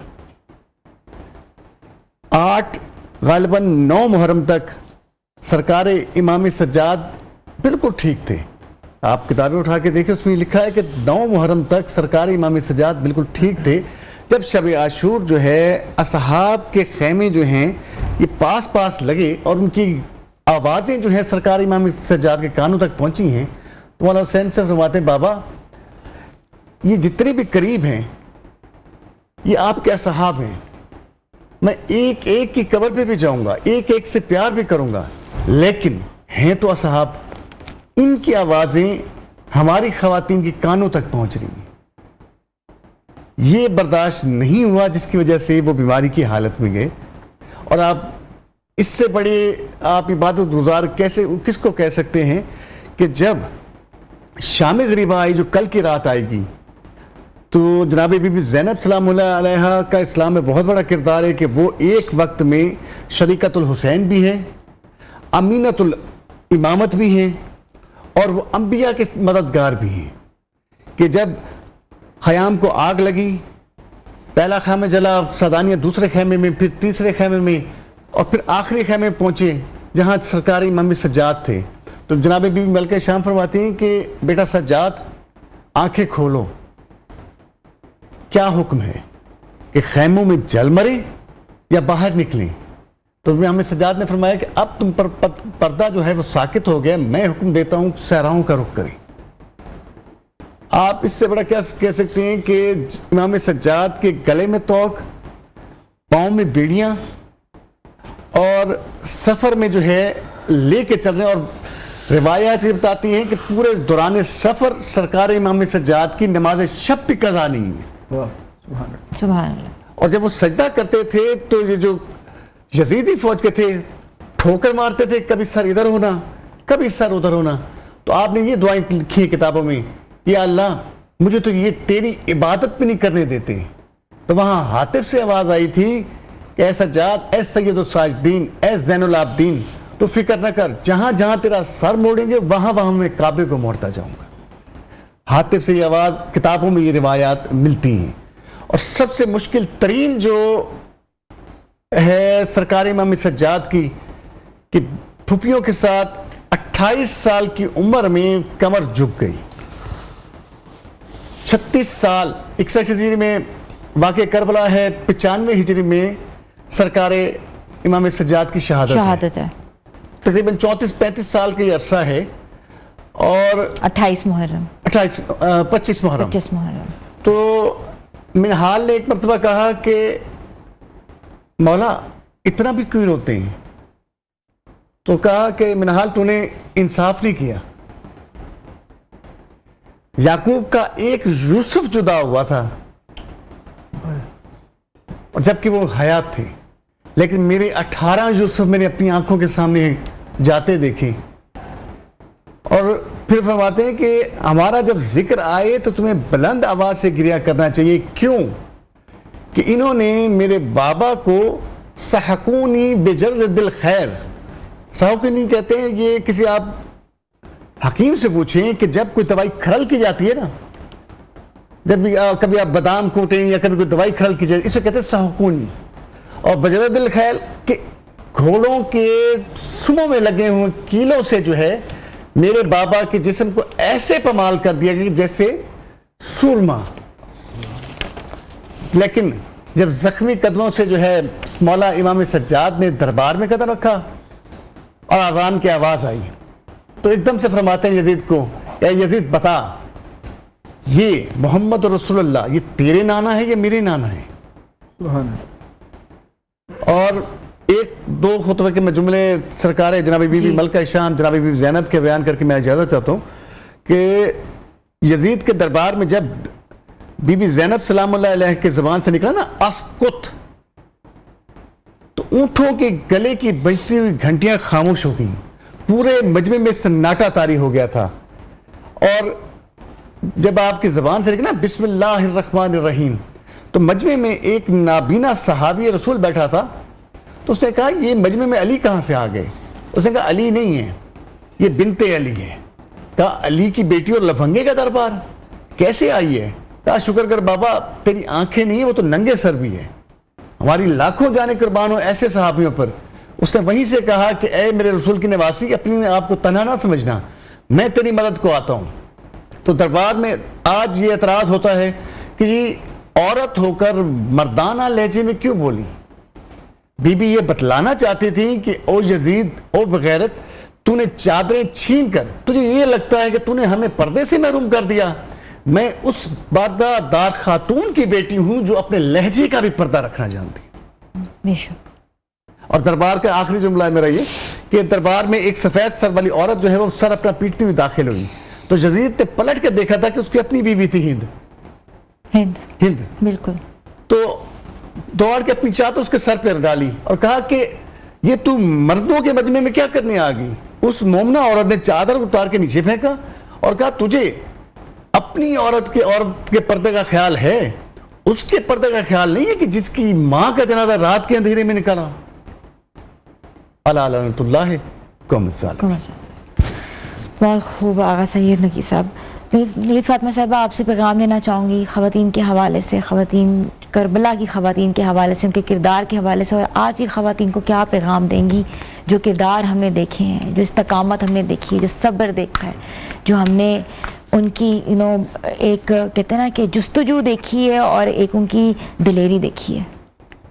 حناس قرآن کریم میں پہلی سورہ فاتحہ ہے، اور خوش قسمتی سے ہر ایک کو تقریباً وہ آتی ہے، ہر نماز کی ہر رکعت کے اندر ہم اس کو پڑھتے ہیں۔ اس میں ایک دعا ہے، وہ جب مانگا کریں نا، اہدنا الصراط المستقیم صراط الذین انعمت علیہم، جب انعمت علیہم پہ پہنچے نا تو میری ماؤں، بہنوں، بیٹیوں سے گزارش ہے کہ وہ کربلا والوں کو یاد کیا کریں۔ وہ اس لیے کہ انبیاء کا سلسلہ رسول اللہ صلی اللہ علیہ وآلہ وسلم پر ختم ہو گیا، سورہ احزاب کی آیت نمبر 40 اس کے اوپر دلیل ہے۔ اس کے بعد شہداء، صدیقین اور صالحین، جو بیسٹ امانگ بیسٹ تھے وہ رسول اللہ صلی اللہ علیہ وسلم کا گھرانہ، اور ان میں سے 60 ہجری اور 61 ہجری میں جو اس وقت کے بہترین لوگ تھے وہ ہمیں اہل کربلا نظر آتے ہیں۔ تو ان کی زندگیوں کو 365 ڈیز 24/7، یہ کوئی 10 دن یا 2 دن کا سوگ یا غم یا یہ وہ ایسا واقعہ نہیں ہے کہ جس کو ہم یاد کر کے اور ہم اہل محبت کہلانے لگیں گے یا ہم مومن کہلانے لگیں گے۔ قرآن کریم کے احکامات اول تا آخر جب ہوش کوئی سنبھالے، اور میں ہوش سنبھالنے سے بھی پہلے کی بات کرتی ہوں، یہ میری اس بات کو خواتین پلے باندھ لیں کہ رسول اللہ صلی اللہ علیہ وآلہ وسلم نے ارشاد فرمایا کہ علی تیرا اور میرے اہل بیت کا حق جو نہیں پہچانتا، اس میں 3 نشانیاں پائی جاتی ہیں۔ سب سے پہلی نشانی وہ ولد الزنا ہوگا۔ خواتین خود کو پاکیزہ رکھیں اگر وہ چاہتی ہیں، اور جو حضرت سیدنا امام جعفر صادق علیہ السلام نے کہا تھا نا کہ اپنی ماؤں کو دعا دو جنہوں نے اپنے آپ کو پاکیزہ رکھ کر اپنے پاکیزہ دودھ سے تمہیں اہل بیت کی محبت کے سائے میں پروان چڑھایا۔ تو یہ ماؤں کی پاکیزگی سب سے پہلی ذمہ داری ہے آج کی عورت کے اوپر، اپنی نگاہ کی پاکیزگی، اپنے کانوں کی، اپنے کردار کی، اپنے تقوی کی، اپنے پردے کی۔ اور جب میں پردے کی بات کرتی ہوں تو مجھے روح سیدہ زینب سلام اللہ علیہا یاد آتی ہے کہ وہ کیا یہ سوال نہیں پوچھیں گی کہ یہ جو تم ننگے سروں کے بازاروں کے اندر گھومتی پھرتی ہو، جو تم اسلام کی دھجیاں اڑاتی ہو، تم یہ بتاؤ ہماری چادریں تو یزیدیوں نے چھینی تھی، عمر بن سعد نے چھینی تھی، شمر نے چھینی تھی، حرملہ نے چھینی تھی، تمہاری چادریں کس نے چھینی؟ پھر کیا جواب دیں گی؟ اور میں جب میت کو غسل دیتی ہوں نا تو ہے نا، عورت کے غسل میں 5 کپڑے ہوتے ہیں، ایک اس کا سربند ہوتا ہے، دوپٹہ ہوتا ہے۔ قبر میں جاتے وقت بھی مسلمان عورت کے لیے لازم ہے کہ اس کا سر ڈھانپا جائے۔ تو کیا زندہ عورت امام علی مقام علیہ السلام کی شہزادیوں کی جو چادریں لٹی، کیا ان کی امینہ اور وارث نہیں ہے؟ کیا ان سے پوچھ نہیں ہوگی؟ پھر اس کے بعد آپ آئیے ہم بات کرتے ہیں کہ ان خواتین نے کس طرح صبر کا مظاہرہ کیا۔ اس صبر کے اندر ہمیں کوئی شکوہ نظر نہیں آتا۔ آج کہتے ہیں سب سے بڑی شکوہ کناں عورت ہے، ٹھیک کہتے ہیں۔ معراج کی رات میرے آقا علیہ الصلوۃ والسلام نے دوزخ کے اندر عورتوں کی کثرت دیکھی اور جبریل امین علیہ السلام سے پوچھا کہ دوزخ میں عورتیں زیادہ کیوں ہیں؟ 2 وجوہات بیان کی گئی۔ پہلی کیا؟ چغلی اور غیبت، وہ بھی زبان کا عمل ہے۔ دوسری کیا؟ شوہروں کی ناشکری۔ تو ہم صبح سے لے کے رات تک، 1 سال سے لے کے 50 سال تک جس شوہر کے ساتھ گزارتے ہیں، ذرا سی کوئی چیز، کوئی تنگی آ جائے تو ہم شکوہ کناں ہو جاتے ہیں۔ کربلا کی خواتین سے سیکھیے قناعت کیا ہے، صبر کیا ہے۔ جہاں صبر کرنا مشکل تھا وہاں انہوں نے شکر کر کے دکھایا۔ اور جب شب عاشور کی بات کی جاتی ہے تو کسی نے کہا تھا کہ ظلم سمجھا تھا کہ جل جائے گی शोलों में नमाज, राख खैमों की कुरेदी तो मुसल्ले निकले। सैयदा ज़ैनब सलामुल्लाह अलैहा उस रात भी तहज्जुद अपनी कज़ा नहीं करती। कितना मुश्किल था ये वही जानती हैं। फिर उसके बाद हम कुरान पाक में पढ़ते हैं, कुंतुम खैरा उम्मतिन उखरिजत लिन्नासी तअमुरूना बिल मारूफी व तनहौना अनिल मुनकर। आज के मुसलमान जो अपने आप को इधर दाएं निकलते हैं बाएं निकलते हैं मसलहत के नाम पर, मुनाफकत, झूठी खामोशी, वो क्या जवाब देंगे जब सैयदना इमाम ज़ैनुल आबिदीन अलैहिस्सलाम पूछेंगे कि क्या मैंने तुम्हारे सामने करबला का पैगाम रख नहीं दिया था कि कूफा किसी जगह का नाम नहीं, कूफा उम्मत की खामोशी का नाम है, जहां जुल्म हो रहा हो और उसको देखकर लोग खामोश रहे, वो जगह कूफा है, वो लोग कूफी हैं, वो रवैया कुफियाना रवैया है। आज पूरी दुनिया के अंदर हमें 56-57 इस्लामी ममालिक के अंदर वो कुफियाना खामोशी नजर आती है। आज जिस जिहाद की हम बात करते हैं वो जिहाद, हमें करबला का जिहाद हमें फलस्तीन में नजर आता है, हमें कश्मीर में नजर आता है, हमें ईरान में नजर आता है, लेकिन बाकी सारे इस्लामी ममालिक कहां हैं? वो जिस वहदत की आप बात कर रही हैं, यही वो दिन है, यही वो हस्तियां हैं, यही वो करबला है जिसके ऊपर पूरी उम्मत ने जमा होना था, जहां जॉन भी मौजूद हैं अपना हबशी खून लेकर, कि जिस खून को फिर इमाम अली मकाम अलैहिस्सलाम ने वो पजीराई बख्शी कि वो खुशबूदार हो गया, उनका चेहरा रोशन हो गया। अरे यहां तो दूसरे मुल्कों, दूसरी कौमों, दूसरी नस्लों, दूसरे मजहब के लोगों को नवाजा जा रहा है। तो वो जो जोश ने कहा था ना कि इंसान को बेदार तो हो लेने दो, हर कौम पुकारेगी हमारे हैं हुसैन, कब पुकारेंगे, कब समझेंगे? तो आइए, सबसे पहला काम जो मेरे आपके ऊपर है, कुरान पाक में जो अल्लाह ताला ने इरशाद फरमा दिया ना, कुल ला असअलुकुम अलैहि अजरन इल्ला अल मवद्दता फिल कुर्बा। काजी अयाज शिफा शरीफ के अंदर इस कुरान करीम की आयत में जो हदीस लाई है ना, उसमें मवद्दत के 3 दर्जे बताए हैं। यही मेरा पैगाम है। पहला दर्जा क्या कि वो रसूलुल्लाह सल्लल्लाहु अलैहि वसल्लम की आल और अहले बैत की मारिफत आपको होनी चाहिए। हमें तो मारिफत का क्या, हमें नाम नहीं पता।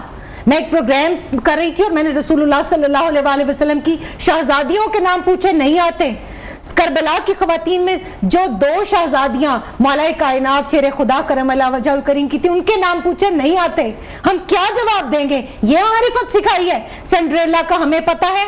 बच्चों को पूछे what do you want to be, वो कहते हैं I want to be A Spiderman, Superman. वो सुपरफिशियल कैरेक्टर्स, वो दीवार पे चढ़ने वाले कीड़े मकोड़े, वो तो हम इन्हें बनाना चाहते हैं, लेकिन असल जो हमारे हीरोज हैं, जो असल पैगाम है, वो ना हमने माओ ने सिखाया, ना स्कूल कॉलेज और इदारे सिखाते हैं। और मैं उन तमाम मीडिया हाउसेस की शुक्रगुजार हूं जिन्होंने इस पैगाम को आगे पहुंचाया। तो उस हदीस पाक की रोशनी में फरमाया कि जो तेरा हक नहीं पहचानता वो वलदुज़ ज़िना होगा, या मुनाफिक होगा, या उसकी मां गैर तोहर में हामिला हुई होगी। तो आज की औरत के ऊपर लाजिम है कि वो जो हदीस पाक में आता है कि अपनी औलाद को 3 चीजें सिखाओ, मेरी मोहब्बत यानी इश्क रसूल सल्लल्लाहु अलैहि वसल्लम, कुरान की तालीम और मोहब्बत अहले बैत। तो मोहब्बत अहले बैत घुट्टी में पिलाने का सलीका सिर्फ मां को आता है। और जो अल्लामा ने कहा था ना, सीरत फरजंद हा अज उम्महात, जौहर सिद्को सफा अज उम्महात, ये माएँ हैं जिनकी सीरत, जिनका किरदार और जिनके ट्रेंड को आगे उनकी औलाद फॉलो करती है। और अल्लामा के इस शेर पर मैं अपनी बात खत्म करूंगी।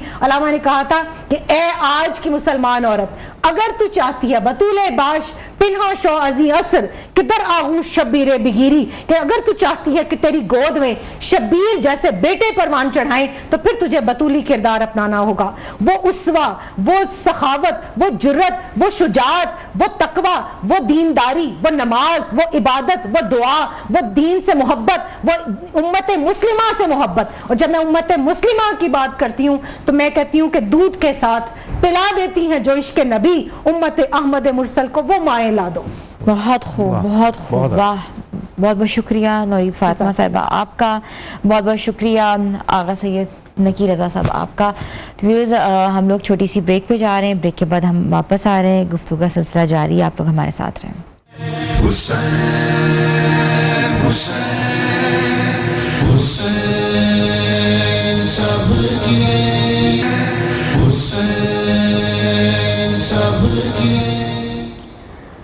आया ना होगा इस तरह हुस्न शबाब रेत पर गुल گلشن فاطمہ کہ تھے سارے گلاب ریت پر، جانے بطول کے سوا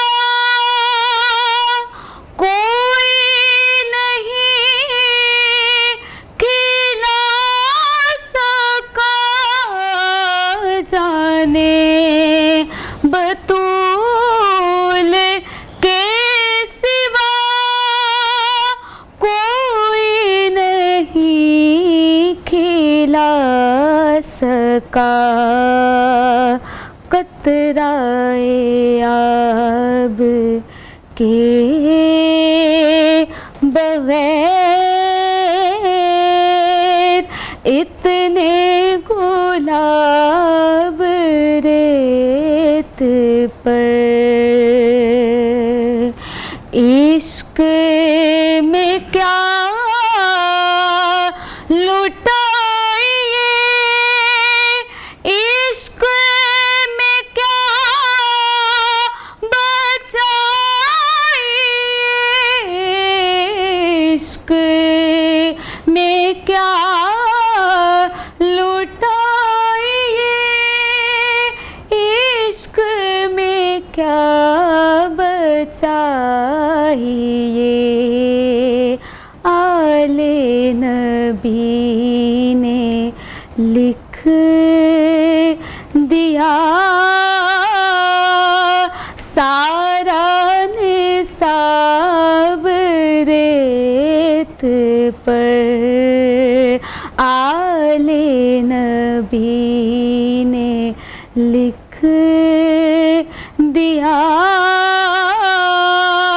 سارا نصاب ریت پر، جتنے سوال عشق نے آل رسول سے کیے، جتنے سوال عشق نے آل رسول سے کیے، ایک کے بعد ایک دیا سب نے جواب ریت پر، اور پیاسا حسین کو کہوں اتنا تو بے ادب نہیں، پیاسا حسین کو کہوں اتنا تو بے ادب نہیں، لمس لبے حسین کو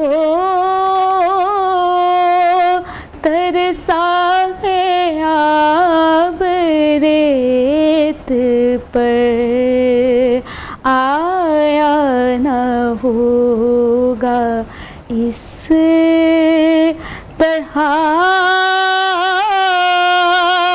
حسن و شباب ریت پر۔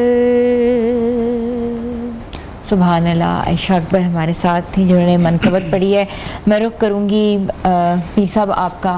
اچھا، ہم نے ہمیشہ سنا ہے یزید کے حوالے سے، یزید ایسا تھا، یزید ویسا تھا، تو اصل میں یزید کا کیریکٹر کیسا تھا، اور اس دور میں جو یزید کی طرفداری کرتے ہیں اس حوالے سے آپ کیا کہیں گے؟ بہت اہم سوال ہے کہ ہر دور میں ذکر حسین تو جچتا ہے اور کرنا حق بھی بنتا ہے کہ فرمان آقا علیہ السلام ہے، اور ان کی محبت رکھنا تو چلے ایمان کا تقاضا تھا، لیکن سوالیہ نشان اس پر ہے کہ جو یزید سے محبت کرتے ہیں ان کو کیا ملے گا۔ اب دلوں میں خیال آئے گا کوئی یزید سے بھی محبت کرتا ہے؟ جی بالکل، باقاعدہ اب تو اس کے شان میں پروگرام بھی کروائے جاتے ہیں، ایک بڑا لقب رضی اللہ تعالیٰ عنہ کا اس کے لیے استعمال کیا جاتا ہے، اور ایک بہت زبردست قسم کی تحریک چلائی جاتی ہے کہ اس پر لعنت نہ کرو۔ اچھا، حضرت مجدد الفسانی نے مکتوبات شریف میں لکھا کہ یزید کے بارے میں کوئی کیسے کلام کر سکتا ہے، اس نے تو وہ کام کیا ہے جو کافر اور فرنگ بھی نہیں کرتے۔ اس کے بعد آپ کربلا کے منظر کو ایک طرف رکھ دیں، چھوڑ دیں، آپ ایک طرف کریں پہلے کربلا کے منظر کو کہ جو بھی اس نے جو معاملہ کیا، اس کے بعد حضور سیدی شیخ الاسلام ڈاکٹر محمد طاہر القادری صاحب نے بھی اس پر لکھا کہ میں نے یزید کے کفر پر جو فتویٰ دیا وہ نفس مومن کے قتل پہ نہیں دیا کہ اس نے مومنین کو شہید کیا، نہیں، بلکہ جو اس نے اذیت رسول دی میں نے اس پہ فتویٰ لگایا کہ اب یہ کافر ہو گیا کہ اس نے رسول کریم کو اذیت دی ہے، اس لیے کہ آقا علیہ السلام نے فرمایا کہ جو ان سے محبت کرتا ہے اور انہیں خوش کرتا ہے وہ مجھے راضی کرتا ہے، جو انہیں تکلیف دیتا ہے وہ مجھے دیتا ہے۔ اور اس کے ساتھ ساتھ اب یزید کے ساتھ محبت رکھنے والوں کے لیے صرف ایک یہاں پر میں اور مزید بات رکھتا ہوں، اس کو کربلا کو ایک طرف کریں اور میں آپ کے سامنے یزید کا وہ کام رکھتا ہوں کہ جو یزید کے دور میں صحابہ اکرام نے بذات خود اپنی نگاہوں سے دیکھا، اس کے بعد بھی کوئی کہے نا لعنت نہیں کرنی چاہیے، تو میں سمجھتا ہوں پھر اس فکر پہ لعنت کرنی چاہیے کہ جو یزید کی طرفداری پر اسے قائل کرتی ہے۔ یہ دیکھیے گا حضرت عثمان بن ابی سفیان یہ گورنر تھے مدینہ کے، انہوں نے ایک پورا وفد معززین مدینہ کا، اشراف کا یزید کے دربار کی طرف بھیجا کہ جائیں کسی کام کے لیے گئے۔ اسی وفد کے اندر غسیل الملائکہ حضرت حنظلہ کے صاحبزادے بھی تھے، اور اسی بات کو امام ابن جریر طبری، علامہ ابن الجوزی، ان سب نے لکھا اپنی کتابوں کے اندر کہ یہ سارا وفد مدینے پہنچا، واپس آ کے انہوں نے یزید کا جو حال بیان کیا کہ یزید کربلا سے ہٹ کے کیسا تھا۔ اب وہ سنیے گا کیا تھا، وہ کہتے ہیں انا قدمنا من عند رجل لیس له دین، کہ ہم ایسے بندے کے پاس گئے جس کا کوئی دین نہیں تھا۔ یہ کربلا سے پہلے کی بات ہے، اب ان محبین کو جا کے ہم سنائیں گے کہ یہ کربلا سے پہلے کی بات ہے کہ وہ کہتے ہیں ہم اس بندے کے پاس گئے جس کا کوئی دین نہیں تھا۔ کیوں؟ وہ کہتے ہیں یشرب الخمر، وہ شراب پیتا تھا، اور پھر کہتے ہیں وَيَعْزِفُ بِالتَّنَابِيرِ، اور وہ تار بجاتا تھا جسے تنبورہ بھی کہا جاتا ہے، وہ تار بجاتا تھا، اور پھر وہ کہتے ہیں وَيُدْرَبُ عِنْدَ الْكِيَانِ، اس کے پاس سازیے بجائے جاتے تھے، پھر کہتے ہیں وَيَلْعَبُ بِالْكِلَابِ، کتوں کے ساتھ کھیلتا تھا۔ آج جو کتوں کے ساتھ کھیلتے ہیں نا، یہ ان کے لیے بھی پیغام ہے کہ یہ کوئی اتنا اچھا کام نہیں، یہ تو یزیدی کام تھا، ایک یزید کتوں سے پیار کرنا، پالنا، ان کے ساتھ کھیلنا، صبح شام ان کے درمیان بیٹھنا اٹھنا، اپنے بستر تک لے جانا۔ وہ کہتے ہیں وَيَلْعَبُ بِالْكِلَابِ، کتوں کے ساتھ کھیلتا تھا۔ پھر کہتے ہیں وَيُسَامِرُ الْخَرَابَ وَالْفِتْيَانِ، اور ساری رات اپنے پاس نوجوان بٹھا کے رکھتا تھا، نوجوانوں کے ساتھ گفتگو کرتا رہتا، شراب نوشی کرتا رہتا، یہ اس کی زندگی تھی۔ اب یہ سارے کے سارے کہتے ہیں جو وہاں سے ہو کے پلٹ کے آئے تھے، صحابہ اکرام کے شہزادے اور اشراف، سارے کہتے ہیں گواہ بن جاؤ وَإِنَّا نُشْهِدُكُمْ أَنَّا قَدْ خَلَعْنَاهُ، کہ ہم جو اسے دیکھ کے آئے ہیں ہم سب نے اس کی بیعت توڑ دی ہے۔ کیوں؟ کہ ابھی تو حسین پاک کی شہید نہیں ہوا، ابھی تو یہ شہادت نہیں ہوئی، ابھی تو کربلا آباد نہیں ہوئی۔ مدینے والوں نے بیعت کیوں توڑی؟ کہ وہ جو بیٹھا ہے تخت پر وہ شرابی بھی ہے، وہ زانی بھی ہے، کتوں کے ساتھ بھی کھیلتا ہے، نوجوانوں کے ساتھ رات گزارتا ہے۔ یہ پردے کے ساتھ میں بات کر رہا ہوں کہ نوجوانوں کے ساتھ رات گزارتا ہے، کیونکہ اہل جو ہے وہ علم جو ہے وہ سمجھتے ہیں بہترین، اور یہ اتنی کوئی خاص بات نہیں کہ اچھے باپردہ اسے بیان بھی کیا جا سکے۔ تو پھر سننے والوں نے فَتَابَهُمُ النَّاسِ، سننے والوں نے کہا اگر آپ نے بیعت توڑ دی ہے تو پھر ہم نے بھی سن کے بیعت توڑ دی ہے۔ صرف یہیں تک نہیں، اب میرے پاس اس چیز کا حوالہ موجود ہوتا، عربی عبارت کے ساتھ میں ضرور پیش کرتا، لیکن میں بتاتا چلوں کہ یزید ہی وہ شخص تھا جس کے بارے میں صحابہ اکرام کہتے ہیں، آقا علیہ السلام کے صحابہ کے شہزادے کہتے ہیں، ان کی اولاد کہتی ہے کہ ہم نے یزید کو اس حال میں دیکھا کہ وہ نماز ترک کرنے والا تھا، اور زبان سے کہتا تھا کہ یہ نماز اور دین یہ بنو ہاشم کا ڈھونگ تھا، یہ کوئی دین اور اسلام کی کوئی چیز نہیں ہے، یہ بس انہوں نے ویسے وہی والا ایک ڈھونگ رچایا اور ہمیں اسلام اور نہ اس چیز کا دین کا ایک ہمیں وہ پکڑا دیا پیالہ کہ چلو یہ شروع ہو جاؤ۔ اور یزید وہ شخص تھا جو اپنی उन रिश्तों के साथ कि जिनको कुरान ने हराम करार दिया है। माँ के साथ निकाह नहीं किया जा सकता, बहन के साथ नहीं किया जा सकता, बेटी के साथ नहीं किया जा सकता। वो बजाते खुद लिखते हैं कि यजीद वो शख्स था जो इन रिश्तों के साथ भी बदकारी करता था, जो इन रिश्तों के साथ भी इनको भी अपनी ज़ौजियत में ले लेता था, और फिर साथ ही साथ जिसकी रातें शराब में गुजरती और ज़ना के अंदर गुजरती, वो कहते हैं हम उससे हाथ उठाते हैं। आज भी जो इसकी मोहब्बत के अंदर जो नारे लगाते फिरते हैं, वो एक मरतबा, सिर्फ एक मरतबा दावत हक है कि वो एक किताब पढ़ें जिसका उन्वान है अल कौलुल मतीन, जिस किताब का नाम है अल कौलुल मतीन फी अम्र यजीद लईन। वो पूरी की पूरी यजीद लईन के ऊपर लिखी गई है, उसके वो स्या कारनामे जो शहादत हुसैन से पहले के हैं, जो शहादत इमाम अली मुकाम से लेकर पूरी करबला आबाद करने से पहले के हैं। ये सारे के सारे वो कारनामे थे उसके, और फिर भी ऐसा शख्स तख्त पर बैठा था, ये भी एक सवालिया निशान है। और फिर गवर्नेंस दी गई थी, बिल्कुल इसके पीछे मुकम्मल है। चलें इस पे बात मैं नहीं करता, लेकिन सिर्फ ये कहकर कि यजीद के साथ इतने मामलात के बाद भी जो अहले बैत की जिद के अंदर ये किसी को खबर नहीं होती कि यजीद से प्यार क्यों कर रहे हैं। दरअसल उन्हें यजीद से कोई प्यार नहीं, जिद है। जो अभी हम थोड़ी देर पहले गुफ्तगू कर रहे थे ना कि ये कैसे हो सकता है कि कोई यजीद के साथ भी प्यार करता हो, अपने बच्चों का नाम यजीद नहीं। यजीद से कोई मोहब्बत नहीं, यजीद की फिक्र से कोई मोहब्बत नहीं। दरअसल बस इतना है कि अहले बैत का बुग़्ज़ है। वो अहले बैत को तो बुरा नहीं कह सकते, तो फिर अहले बैत के बुग़्ज़ में उनके दुश्मन को अच्छा कहते। बिल्कुल। पीर साहब आप क्या कहेंगे, तबर्रा करना क्या दुरुस्त है, क्या जायज़ है, करना चाहिए?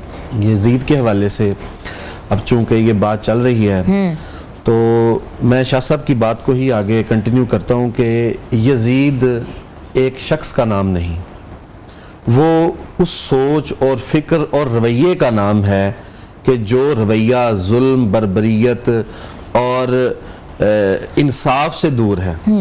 हर दौर के यजीद की महफिल में बैठकर देते हैं लोग गालियां गुजरे यजीद को।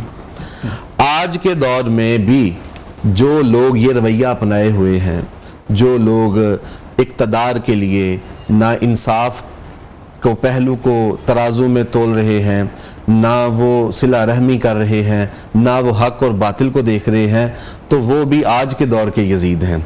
और जहाँ तक बात रही तबर्रे की, तो जिस तरह शाह साहब ने भी हवाला दिया कौलुल मतीन का, तो वाज़े उसमें चीज़ें वाज़े हैं।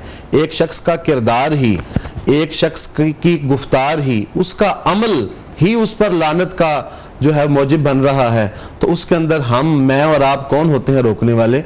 तो यजीद के जो ऊपर ये उसके खराफात और उसके जो मामलात हैं और उसके किरदार और उसके गुफ्तार और उसके आमाल की वजह से ये तो क़यामत तक चलता रहेगा।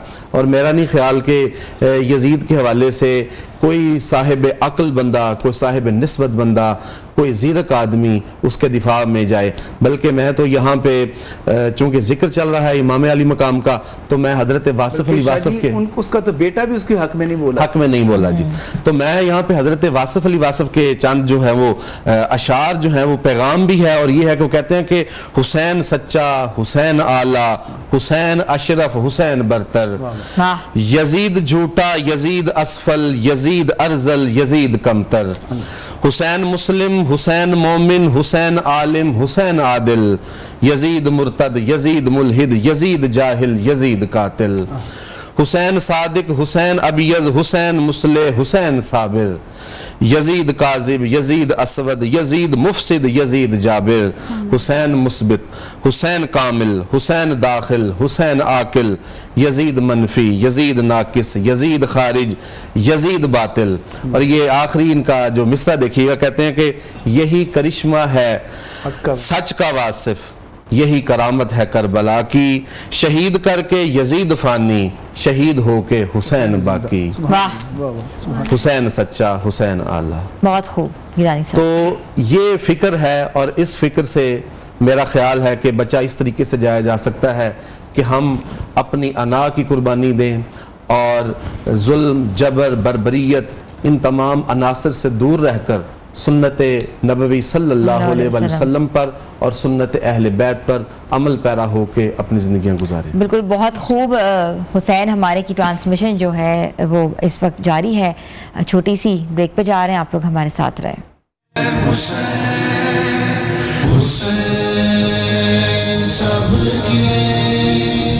हुसैन सबके की खुसूसी नशिस्त के साथ एक बार फिर आपके सामने हाजिर हैं। गुफ्तगू का सिलसिला जारी है और मैं रुख करूँगी पीर साहब पहले आपका। आप उम्मत मुस्लिमा के लिए आज के दिन के हवाले से, आज के दिन के तवस्सुत से कोई पैगाम दें। आका अलैहिस्सलाम के फरमाने अली शान को ही मैं आगे लेके चलूँगा और उसी के साथ मेरा भी पैगाम होगा आज का कि सरकार दो जहाँ सल्लल्लाहु अलैहि वसल्लम ने इरशाद फरमाया अपनी औलाद को 3 चीज़ें सिखाओ।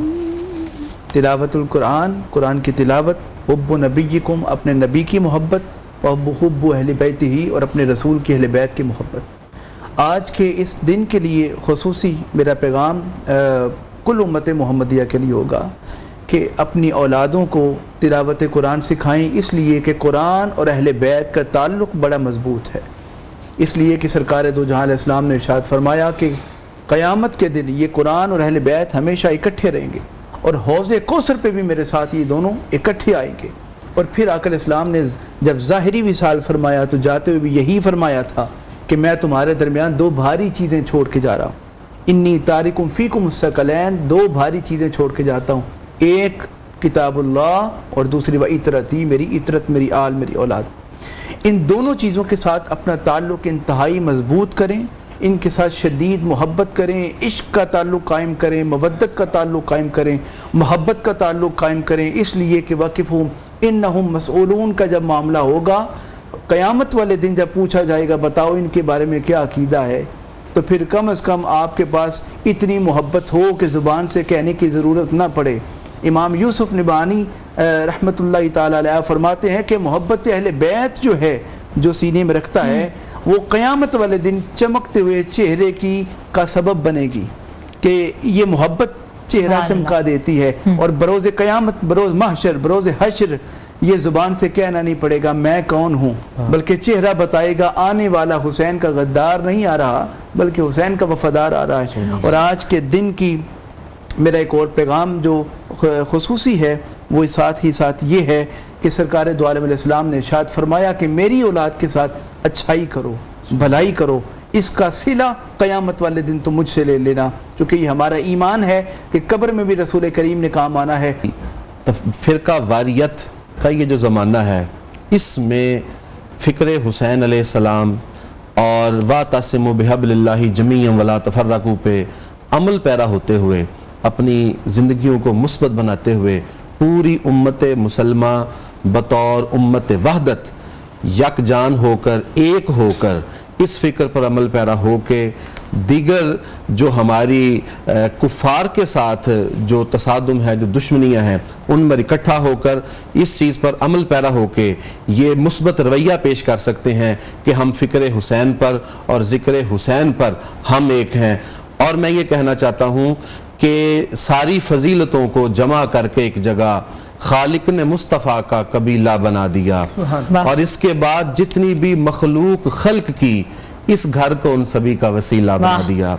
जो घर वसीला है, जो घर बायसे बख्शिश है, जो घर बायसे इज़्ज़त व एहतराम है, जिस घर में नबूवत आई, जिस घर में विलायत आई, जिस घर के दरवाजे पर जिब्रील दर्जी बन के अना खयातुल हसनैन कह कर दरवाज़ा खटखटाए, जिस घर के झूला, बच्चों का झूला जो है वो फरिश्ते झुलाएं, जिस घर में जन्नत से लिबास आए और जिस घर के बारे में उनकी गवाही कुरान दे, उस घर के साथ ये रवैया रवा नहीं है। ये तो घर बायसे इज़्ज़त व एहतराम है, इस घर का एहतराम उम्मत मुसलमा पर वाजिब है। और जिस तरह इल्लल मवद्दत फिल कुर्बा का जो पैगाम है वो भी यही है कि मोहब्बत की जाती है खसाइस देखकर, मवद्दत की जाती है हुक्म पर। मवद्दत के अंदर हुक्म देखा जाता है, ना नक्स देखा जाता है, ना खसूसियत देखी जाती है। तो ये मवद्दत का ये पहलू भी शामिल हाल रहे। और यही पैगाम है कि इमाम अली मकाम की सीरत पर عمل پیرا کر کے اہل بیت کی سیرت پر، رسول اللہ صلی اللہ علیہ وسلم کی سیرت پر، صحابہ رسول صلی اللہ علیہ وسلم کی سیرت پر عمل پیرا ہو کے ہم سب کو اپنی زندگیاں بہتر طریقے سے گزارنی چاہیے۔ بہت بہت شکریہ گیلانی صاحب آپ کا، بہت بہت شکریہ پیر صاحب آپ کا۔ ویورز، تو شہدائے کربلا کو خراج عقیدت آج ہم پیش کر رہے ہیں۔ ہمیں یہ سوچنا ہوگا کہ فلسفہ حسین ہمارے معاشرے اور بالخصوص نوجوان نسل کے لیے ایک بہت اہم پیغام ہے۔ نوجوانوں کے لیے کربلا کا سب سے بڑا سبق ہے کہ زندگی میں سچائی، صداقت، استقامت، صبر اور اصول پسندی کو کبھی ترک نہ کریں۔ اور امام حسین علیہ السلام کی زندگی ہمیں بتاتی ہے کہ وقتی فائدے کے لیے حق کا راستہ کبھی نہیں چھوڑنا چاہیے۔ اس پیغام کے ساتھ ہمارے ہیں حسین، سب کے ہیں حسین سے اس نشست سے ہم لوگ اب خداحافظ کہتے ہیں، مگر اس سے پہلے میں رخ کروں گی عائشہ اکبر کا، وہ ہمیں ایک منقبت سنائیں گی، جس کے بعد میں آپ کو باقاعدہ طور پر اللہ حافظ کہوں گی۔ ایسا بادشاہ حسین ہے، ایسا بادشاہ حسین ہے، میرا حسین ہے، کرم کی انتہا حسین ہے۔ ایسا بادشاہ حسین ہے، کرے جو کوئی ہمسری، کسی کی کیا مجال ہے، جہاں میں ہر لحاظ سے حسین پہ مثال ہے۔ یہ ہو چکا ہے فیصلہ، یہ ہو چکا ہے فیصلہ، نہ کوئی دوسرا خدا، نہ کوئی دوسرا، حسین ہے، میرا حسین ہے، ایسا بادشاہ حسین ہے۔ السلام یا حسین، السلام یا حسین، السلام یا حسین، جس نے حق کربلا میں ادا کر دیا، اپنے نانا کا وعدہ وفا کر دیا، سب کچھ امت کی خاطر فدا کر دیا، گھر کا گھر بھی سپرد خدا کر دیا، اس حسین ابن حیدر پہ لاکھوں سلام، میرے حسین تجھے سلام، میرے حسین تجھے سلام۔ السلام یا حسین، السلام یا حسین، ہے جس کی فکر کربلا، حسین وہ دماغ ہے، یہ پنجتن کی انجمن کا پانچواں چراغ ہے، حسن کا پہلا ہم سفر، حسن کا پہلا ہم سفر، علی کا دوسرا پسر، امام تیسرا حسین ہے، میرا حسین ہے، ایسا بادشاہ حسین ہے، میرا حسین ہے، کرم کی انتہا حسین ہے۔ قضا کے بعد پھر مجھے نئی حیات مل گئی، عذاب سے عقاب سے مجھے نجات مل گئی، سوال جب کیا گیا، سوال جب کیا گیا، ہے کون تیرا پیشوا، تو میں نے کہہ دیا حسین ہے، میرا حسین ہے، ایسا بادشاہ حسین ہے، میرا حسین ہے، کرم کی انتہا حسین ہے۔ السلام یا حسین، السلام یا حسین، السلام یا حسین، السلام یا حسین۔ سبحان اللہ۔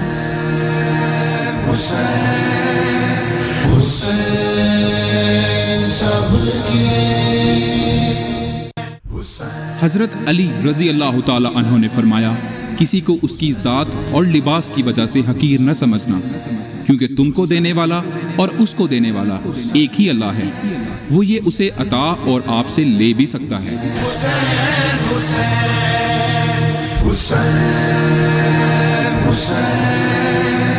حسین سب کے